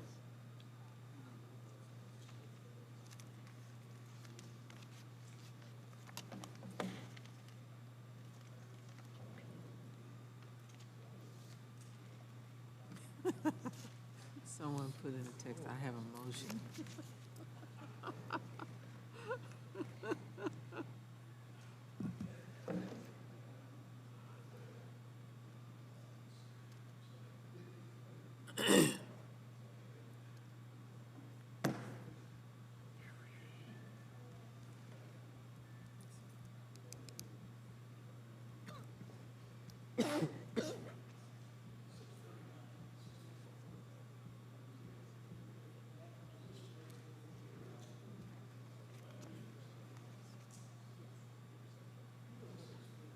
No, that was his. I had 6:30. On this vote, the yeas are 25, the nays are 32, and the amendment is not adopted. Are there any further amendments? For what purpose does the gentleman from Utah rise? Madam Chair, I rise today to engage in a colloquy with the distinguished chairwoman from Florida, Ms. Wasserman Schultz. Here we go. Chairwoman, I want to, if you would, please clarify Section 133 in the bill. My concern, as we've discussed, is the prohibition language is too broad. I'm afraid that it will impact not only the Space Forces, but also the Air Force. And I just wondered if you could explain and clarify the intention and the parameters of your language. I thank the gentleman for his thoughtful question. Mr. Stewart, I appreciate you bringing this concern to the committee. I recognize your immense support for our armed services, and I thank you for your commitment to this issue. I assure you the intent of the language was not in any way to impact services beyond the Space Force. In fact, we double-checked with the Air Force to ensure there would be no such intended consequences. Just this morning, we received absolute confirmation from the Air Force General Counsel that the language written as is would not hinder obligation of Air Force funding nor execution of construction projects, including ground-based strategic deterrence, GBSD initiatives. I'm happy to continue working with you in the department to ensure this language fulfills its intent, and if changes are needed in the future, we can address them together. I'd like to thank the distinguished gentlewoman. That's very comforting for us who had concerns regarding Air Force construction. I appreciate your commitment and your hard work and your willingness to discuss this with us. And with that, Madam Chair, I yield back. Thank you. My pleasure. Okay, Jesse. Is there any further amendment or discussion? Vote on the Seeing none, I recognize the gentlewoman from Ohio for a motion, and I ask for your support on the bill. Before the motion, I just want to say, why don't this is the chair's prerogative. Can't hear you. Go ahead. Thank you, Madam Chair. I know before we make a motion to refer the bill to the House of Representatives, it isn't often that we get to honor someone who has given us all such tremendous service, and given the tight-knit nature of our committee and how closely we work together. I mean, we've all just been eating meals together the last couple of days in the minority office. Our staffs work together interchangeably, and Sarah Young has been no exception for the last 20 years. She has done an absolute remarkable job, and while we often praise and thank and express appreciation for the work of our staff each time we present a bill upon someone's retirement, more significant recognition is essential.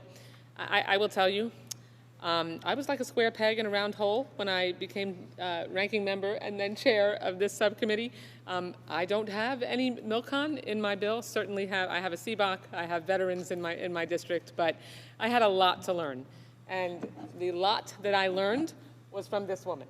And we are just so fortunate to have the expertise and the dedication of our incredible staff. And Sarah Young has worked on both the majority and the minority side, which happens all the time in appropriations for you new appropriations members.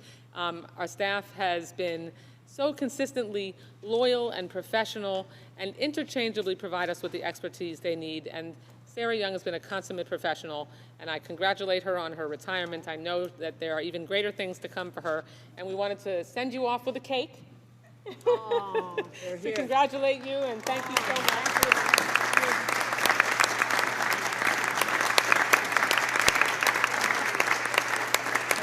Please join me in congratulating Sarah Young on her retirement and thanking her for her years of service.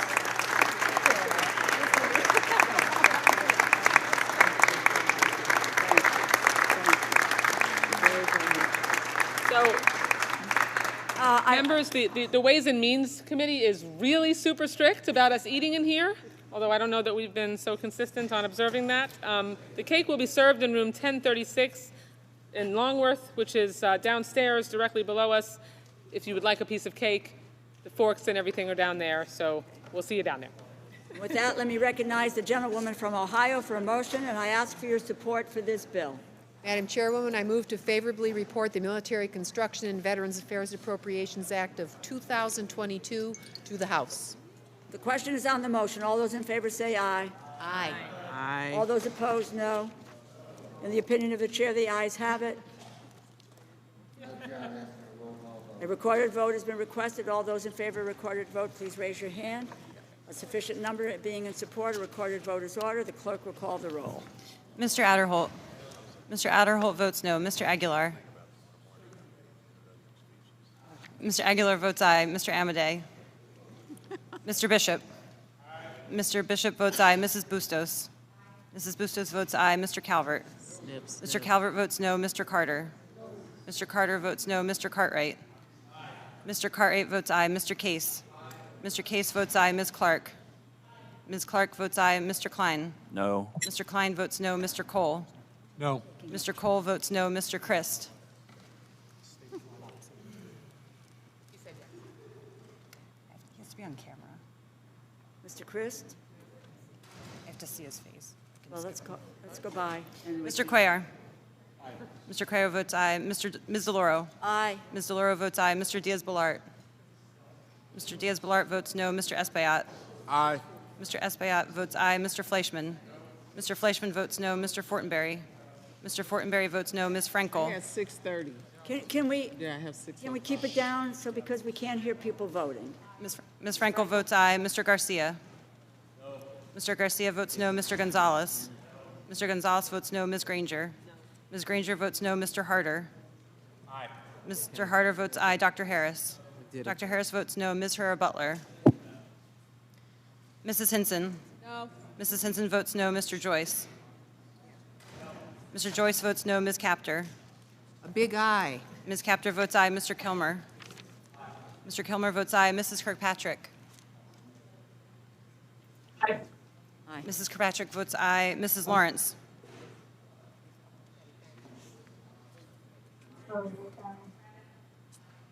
Yes. Mrs. Lawrence votes aye. Ms. Lee of California. Ms. Lee of California votes aye. Mrs. Lee of Nevada. Mrs. Lee of Nevada votes aye. Ms. McCollum. Ms. McCollum votes aye. Ms. Meng. Oh, no, I didn't pay attention. Aye. Ms. Meng votes aye. Mr. Molinar. No. Done, right? Mr. Molinar votes no. Mr. Newhouse. Mr. Newhouse votes no. Mr. Palazzo. Mr. Palazzo votes no. Ms. Pingree. Aye. Ms. Pingree votes aye. Mr. Pocan. Is he here?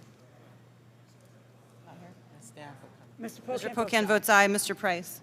Mr. Price votes aye. Mr. Quigley? Mr. Quigley votes aye. Mr. Reschenthaler? Mr. Reschenthaler votes no. Mr. Rogers? Okay. Ms. Roybal Allard? She's on the phone. Oh, no, I didn't. Oh, Mr. Rogers? He's voted no. you voted no? Mr. Rogers is a no, is that correct? Mr. Rogers votes no. Ms. Roybal Allard? Ms. Roybal Allard votes aye. Mr. Ruppersberger? Mr. Ruppersberger votes aye. Mr. Rutherford? Mr. Rutherford votes no. Mr. Ryan? Mr. Ryan votes aye. Mr. Simpson? Mr. Simpson votes no. Mr. Stewart? Mr. Stewart votes no. Mrs. Torres? Mrs. Torres votes aye. Mr. Trone? Mr. Trone votes aye. Ms. Underwood? Aye. Ms. Underwood votes aye. Mr. Valadeo? Mr. Valadeo votes no. Ms. Wasserman-Schultz? Yes. Ms. Wasserman-Schultz votes aye. Mrs. Watson-Coleman? Mrs. Watson-Coleman votes aye. Ms. Wexton? Ms. Wexton votes aye. Mr. Womack? Mr. Womack votes no. Does any member wish to record their vote or change their vote? On camera. Chris? Madam Chair, how am I recorded, please? You are not recorded, Mr. Christ. Go ahead. Vote aye. Please, Mr. Chris votes aye. Is that it? The clerk will tally. While the clerk is tallying, I want to make an announcement about tomorrow. We have two bills up tomorrow in full committee, SFOPS and Interior. And we start at 9, and I know that tomorrow is a getaway day, so I want to just beg your indulgence on just opening introductory remarks. If you can keep it to a minimum, we can make it out of here in good order. So, and I'll try to get to the folks who left the room already, you know, or told them we decided and that's it.